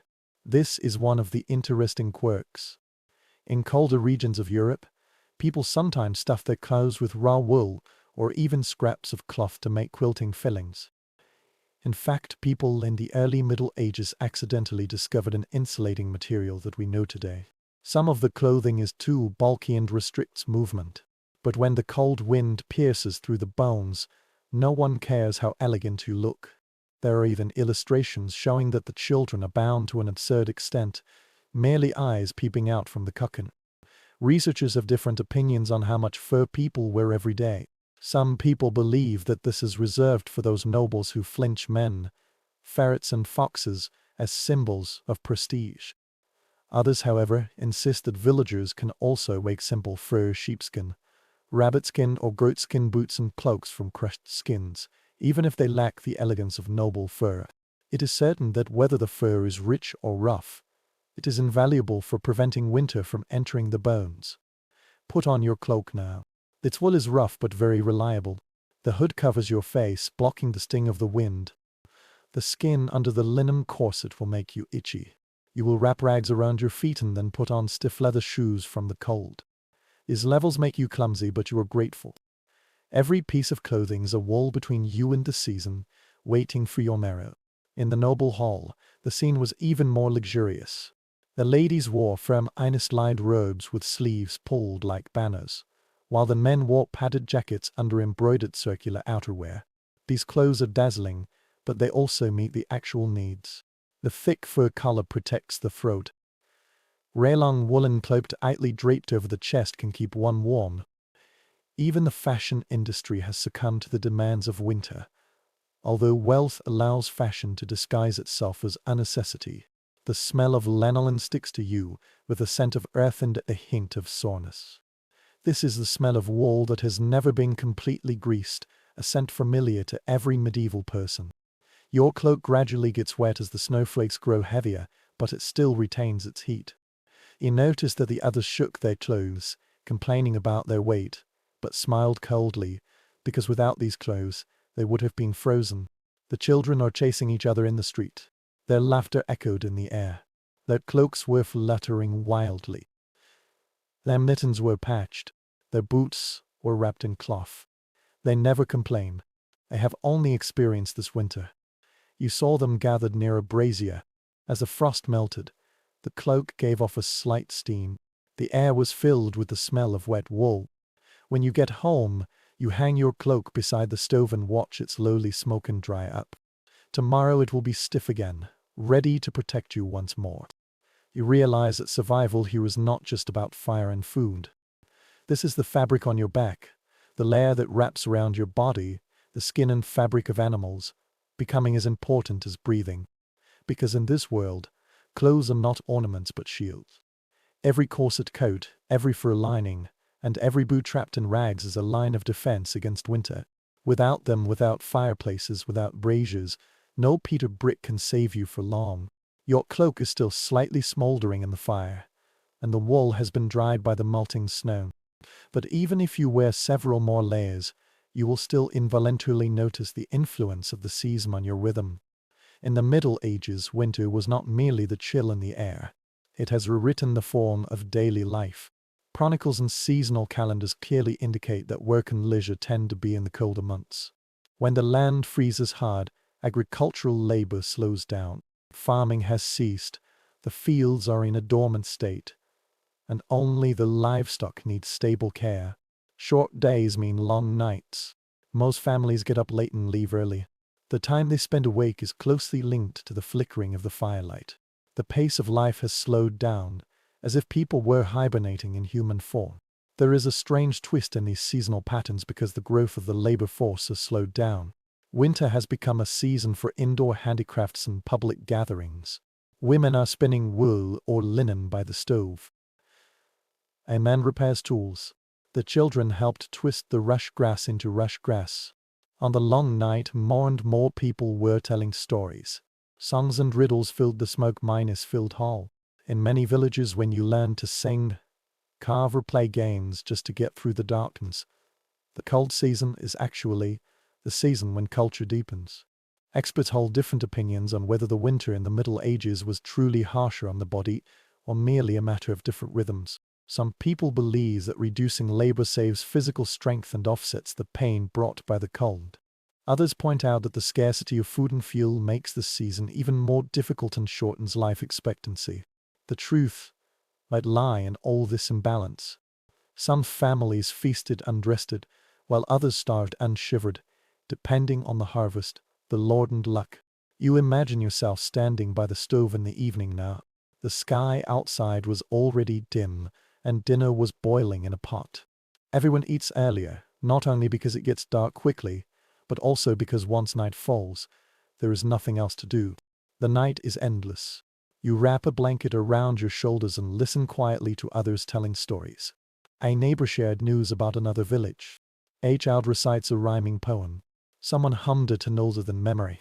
Festivals also embellish this season. The flood of banquets or carnivals brought joyous moments to the originally heavy rhythm.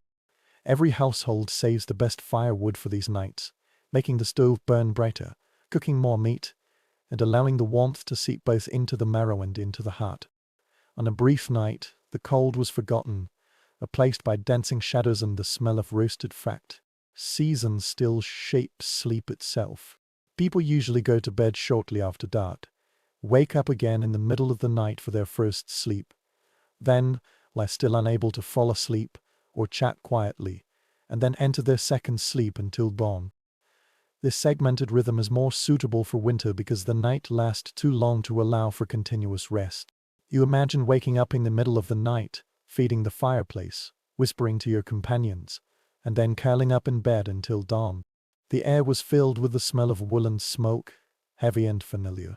Towards the fire, sighing, the warmth soothing your toes. You realize that winter is not just about enduring, but also regular, with its demands interwoven among work, rest, food and prayer. Life succumbs to the cold because it must be so. As the night deepens, you can hear the howling of the wind blowing through the blinds in the distance and the snoring of livestock moving in the shed. However, in the rhythm of winter, you feel a strange sense of satisfaction. The world has slowed down and narrowed, but within this narrowing there is a kind of focus. Survival's not madness but careful consideration. Every movement is measured and every embers are observed. As you gradually fall asleep, you will understand that the winter of the Middle Ages was not merely a few months of pain. These were months of adaptation, months of seeking meaning in slowness, and months of forming a community against the backdrop of frost. The rhythm of winter is heavy, but sometimes the season itself can surprise you. Imagine that one morning when you step out of your home, What you find is not pain but a miracle. A river with a surface as hard as glass, stretching wide under the pale sky, was frozen. The news spread quickly, and by the afternoon the bank was crowded with people, merchants, children and travelers boldly stepped on the ice. The frost market has begun. It is a rare celebration when winter itself becomes a stage. In the late Middle Ages, English chroniclers vividly describe these markets, especially on the River Thames, where the cold weather froze them on ice at that time.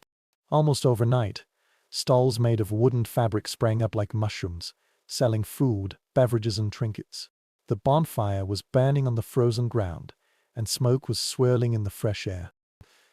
People were mocking the absurdity of living above what should have been water. In a scarce season, these markets are an outburst of abundance and joy, a detail that feels almost comical. The vendors sometimes grill meat or brew beer on the ice. Imagine the courage to light a fire on frozen water, believing that the thickness of the frost can bear it. The report described the ground trembling due to cracks. However, the revelry continued, and people chose joy over fear. The children skated clumsily with bones tied to their shoes. The dogs were jumping around wildly, and the jugglers were performing in the cold wind wrapped in wool. Not all scholars agree on how common or frequent these festivals are. Some people believe that they are rare anomalies, limited to the unusually harsh winters of the so-called Little Ice Age. Others believe that smaller local versions appear more frequently than we realize, and their traces are lost because they are informal and temporary. The debate lingers in scattered narratives, but whether accidental or common, the memory of the frost market captures something important. Human beings refuse to let winter win completely. You are now stepping onto the ice surface, and the ice beneath your feet is making a faint creaking sound. Laughter and shouts echoed in the air, and the smell of roasted chestnuts mingled with the more pungent smoke. A violinist was playing a piece, and couples were dancing carefully, their cloaks swirling around the breathing clouds. This time it seemed that no one was worried about the cold. It has become part of this wonder and a common joke between the villagers and the season. The children rushed over, their cheeks flushed, holding wooden sticks with ribbons in their hands. Merchants were selling gingerbread in the shape of animals, and their voices echoed across this frozen land. Somewhere, a man slid several cups of ale across the table. The drink is about to freeze with foam splashing everywhere. The dog barks. The goose crowed angrily at the frozen pond. Everyone approached the flames on the ice, marveling at their existence. This kind of happiness is contagious. You find yourself smiling, even though your fingers are stiff and your toes are numb.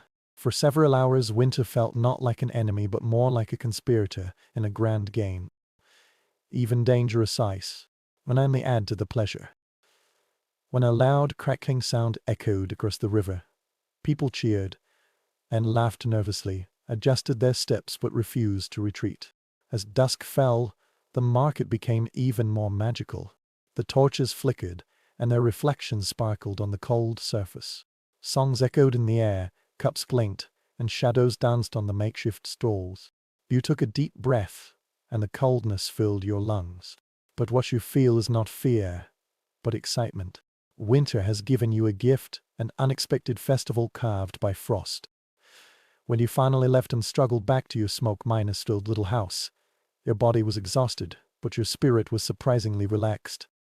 You know that the cold won't come again tomorrow, but hunger and smoke will return. But tonight, you have frozen the memories of laughter. In the long battle against winter, moments like this are brief, fragile, but unforgettable victories. When night fell again, the memories of laughter on the frozen river gradually faded away. You sat by the embers. The outside world was quiet. You realized that for many people, warmth was never just physical. People turned to stories, spells and whispers for protection, believing that invisible forces could shield them from the cold. After all, winter is not merely an enemy of the body. This is a test of the spirit. Parish records and folk tale collections indicate that the charm of keeping warm is integrated into daily life. Each household prayed softly by the stove, asking the gods to protect the flames from going out. Street Blaze Street, Lawrence, and even Street Bridge were all summoned. Their names were sewn into the hymns, allowing the embers to continue burning. In some areas of Ireland, people hang rosses made of straw on their doors, believing that this can protect their houses from frost. These actions are not aimed at changing the weather, but at reassuring the soul that one is not fighting the cold alone. This is a strange clue in the structure of superstition. Some families believe that sprinkling a pinch of salt in the fire can not only drive away evil spirits, but also drive away the cold. In German villages, people sprinkle beer in the fireplace as a sacrifice, a small offering to keep warm. Imagine you are squatting by the fire, throwing breadcrumbs or a drink into the flames, muttering to yourself, bargaining with invisible people, and asking your family to stay for another night. Scholars are still debating exactly how these beliefs are understood. Some people think this is symbolic, a way to give meaning to daily trifles, such as making a fire. Others insist that what people truly fear is the supernatural souls of the cold winter, which is who can steal the fire from the fireplace, or demons riding the north wind. Folk tales blur the line between faith and practice. Perhaps it will never be clear whether these rituals are serious or merely habits passed down from generation to generation. Now you see a villager whispering softly by the stove, his fingers gliding through the air. The children watched with wide eyes. They grasped each other tightly. Spells are spoken softly rather than shouted loudly, for magic is always more powerful when it sounds like a secret. For a moment, everyone thought the fire was getting stronger. The room is a little warmer. You felt it too, even though your reason told you that it was just a cold in the end. Legend has been passed down in taverns and on the roads in winter. The story of a traveler who got lost in a snowstorm and survived, because a saint appeared carrying a lantern with an eternal flame. The story of a witch blowing frost into a keyhole steals warmth from a sleeping family. The old people swore that they had seen frost spirits pounding on the blinds, and nails as sharp as icicles. These stories make children scream and adults smile, but they also reveal the truth. When survival becomes fragile, imagination becomes another tool. You lean back in your chair and listen to your neighbor tell a story, saying that in the marsh, there is a kind spirit guarding a never-extinguished fire. Everyone nodded solemnly, as if the story itself were brimming with warmth. The flickering flames seemed brighter and the smoke was less pungent. For a period of time, faith itself was like an insulator, wrapping the soul with something stronger than wool. It was late at night. The wind was blowing against the blinds, but the room was quiet and captivating. A child yawned, curled up beside his mother, his cheeks covered with cigarette ash. Someone lit the fire, and embers sprang up like sparks of fire. No one spoke out loudly, but everyone was grateful for the charm lingering in the air, whether it came from salt prayer or simple stories. You close your eyes, and the words of blessing still echo faintly. You realize that the warmth of the Middle Ages was never just about wooden embers. It is also a kind of faith, woven into prayers, spells and legends. When a severe cold strikes, people not only seek fuel but also faith, magic and hope, hoping that something invisible can join them in resisting the cold. When you wake up the next morning and hear different sounds, these charming stories and spirits linger in your ears, the sharp nasal congestion and shrill coughing sounds of the people around you. Winter not only freezes the body but also disturbs the mind. Medieval doctors were convinced that the dangers brought by cold air itself were more than just discomfort. Medical papers of this period, especially those influenced by Drelenic's theory, emphasized that the four body fluids of the human body, blood, mucus, yellow bile and black bile, would become disordered in the cold. Doctors warn that cold and dampness can make tinea take the lead, causing coughing, fever and depression. The corpse is like a fireplace and is regarded as a furnace. If the inner flame becomes too weak, imbalance will follow. A special approach emerged from this belief. Sometimes people stick sackets of herbs, sage, rosemary, lavender and the like on their noses, hoping that their warm and dry scents can counteract the dangerous effects of cold and damp air. In Italy, doctors prescribe patients to chew cloves and nutmeg, a tiny inner flame designed to maintain fluid balance. Imagine shivering in the cold wind while biting into a spicy clove, believing that it can ward off frost and diseases. Scholars still have differences of opinion on whether these practices stem from theory or from habit. Some people believe that doctors sincerely believe that cold air is a carrier of imbalance, while others think that many of the suggestions are symbolic, a way to comfort patients and provide psychological warmth through rituals. Although the persistence of these remedial measures implies the degree of trust people had in them, the issue remains unresolved due to the lack of precise records. You are sitting by the stove now, listening to your neighbor describe his cough. He insisted that it all began when he was walking in the night wind, without a cape, with everyone nodding their heads in concern. Another story tells of a child who let frost get into her chest, and the treatment methods can be freely exchanged. Boil garlic in milk, roast wine with spices, and even sit tightly wrapped in a blanket by the fire basin. Treatment depends on both heat and medicine. When someone was preparing a treatment, the smell of spiced wine filled the room, and cloves and cinnamon were slowly simmering until the air was filled with fragrance. You took a sip and felt great. The heat spread down from your tongue to your chest. You were almost certain that the cold itself was being driven away, replaced by the flames of spices. You don't care, at least for now. In the temple, similar sounds echoed in the infirmary. Monks were coughing in their rooms, rosemary was being simmered in bowls, and doctors were talking about the dangers of the north wind, which not only brought cold but also diseases. Herbal treatment is measured and managed with semen. But behind the ceremony lies the same fact you will feel at home. Heat is health, cold is danger. The fear of melancholy also seeped into the conversation. People whispered to each other. The long darkness brought a kind of sadness that was even more sorrowful than the mood itself. This is a kind of humorous imbalance. The body was filled with black bile. People say that sitting by a fire that is about to go out for too long will allow melancholy to take over. You know that in winter, even your soul is fragile. Your mood is as fragile as your breathing. You watched a woman throw herbs into the fireplace, muttering to herself as the smoke rose. She took a deep breath, believing that the fragrance would protect her family. The children imitated her, raising the small twigs to their noses and giggling at the pungent smell. The ceremony bound them together. Belief is as important as medicine. The warmth interwoven with fire and faith. When night falls again, you lie under the blanket, your chest still glowing slightly from the spiced wine. You will realize that the warmth in this world is not merely about firewood, peat, or coal. This is also a belief that the heat within the body, whether from food, drink, or spirit, can resist the dangers of winter. In an era where science and superstition are freely mixed, the boundary between health and warmth has become blurred. Perhaps this is its own way of healing. The glow of the fragrant wine lingered in your chest, but your gaze swept over the room and caught sight of the house itself. You realize that warmth is not merely a matter of fire or clothes. It was built on the framework of a medieval house, and the building attempts to withstand the cold in its own unbalanced way. Archaeological research shows that the builders of the Middle Ages had a profound understanding of cold.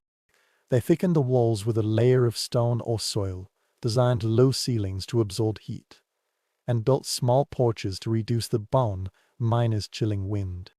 Even the resettlement of houses within the village sometimes works. Frost miners' proof houses are crowded together with sloping roofs blocking each other, just like neighbors huddled together seeking protection. What seems strange or narrow to us is actually a strategy. Every piece of wood, every joint, and every curve is aimed at survival. This is one of the interesting quirks. Some small houses have smoke hoods or canopies installed above open minus air fireplaces, allowing smoke to accumulate upwards, unlike chimneys which are more complicated. These early ingenious devices were not elegant, but they could guide the smoke, making it bearable for those sitting by the fire. Imagine you are squatting under a rough wooden roof, and the flames crackling under the hood capture most of the gloom, so your eyes won't burn with each breath. Researchers are still debating to what extent these designs can truly insulate heat. Some people believe that although the stone wall is thick, its ability to store cold is as strong as its ability to store heat. So the internal temperature is not higher than that of the outside. Others, however, believe that the combination of walls, low ceilings, and fabric suspensions creates sufficient cushioning, making survival easier. The truth can be complex. The same wall that has been emitting heat for several hours after a fire can easily absorb heat overnight, if not carefully cared for. Now you walk into a small house and go under the door opening. The ceiling is so low that you can almost brush your head over it. The space immediately feels comfortable and compact, as if the room itself is trying to embrace its occupants. The walls are rough, but their thickness will block some of the outside wind. You notice how the fireplace is embedded in the central floor. Smoke drifted into the rafters, blackening the beams, but there was enough air beneath for people to survive. Every detail implies compromise. There is no perfection, everything's practical. In larger residences, the architecture also exhibits the same tension. The castle with huge stone walls looks invincible from the outside, but inside it is as cold as a cave. The nobles solved this problem by building smaller rooms indoors, laying tapestries and reducing the windows to only gaps. The kitchen is usually placed near the hall so that the heat from the oven can seep into the surrounding rooms. The spiral staircase is right next to the fireplace, bringing warm thin to the cold tower. These details did not erase the cold, but they distorted it, softened it, and turned it into something that could survive. Scents tell their own stories. The wet stone has a smell of earth. The wooden beams gave off a smoky smell deeply permeated in the wood grain. The straw mats on the floor give off a faint musty smell and needs to be replaced every season to freshen the air. Even the ceiling has its own smells: soot, tar, and countless memories of fires. You realize that warmth is not just what you can feel. This is something you can smell, a sign of a house that has endured many winters. Outside, you will notice that the entire village seems to be arranged for endurance. The houses are densely packed, and the barns are closely connected to the byres, so the warmth of the animals is conducive to human survival. The narrow alley blocked the wind, and the woven fence kept the falling snow off. Architecture is not merely about walls. This is dense design. The entire layout was designed to ensure that frost rule was not challenged. Of course, not all designs are perfect. The roof was leaking, the blinds were reeking, the exhaust hood was malfunctioning, and the cold air seeped in through every crack. Every thatched roof harbors potential fire hazards. Scattered embers can ruin a generation's efforts within minutes. However, people are still continuing to build, repair, and adapt. Survival doesn't mean perfection. This is about persistence. At night, I lay under the low rafters. You will notice how different this space is compared with a noble hall. Here, the ceiling is gently pressed down, retaining a little bit of heat provided by the fireplace. There was a smell of dried wool, the smell of stew, and the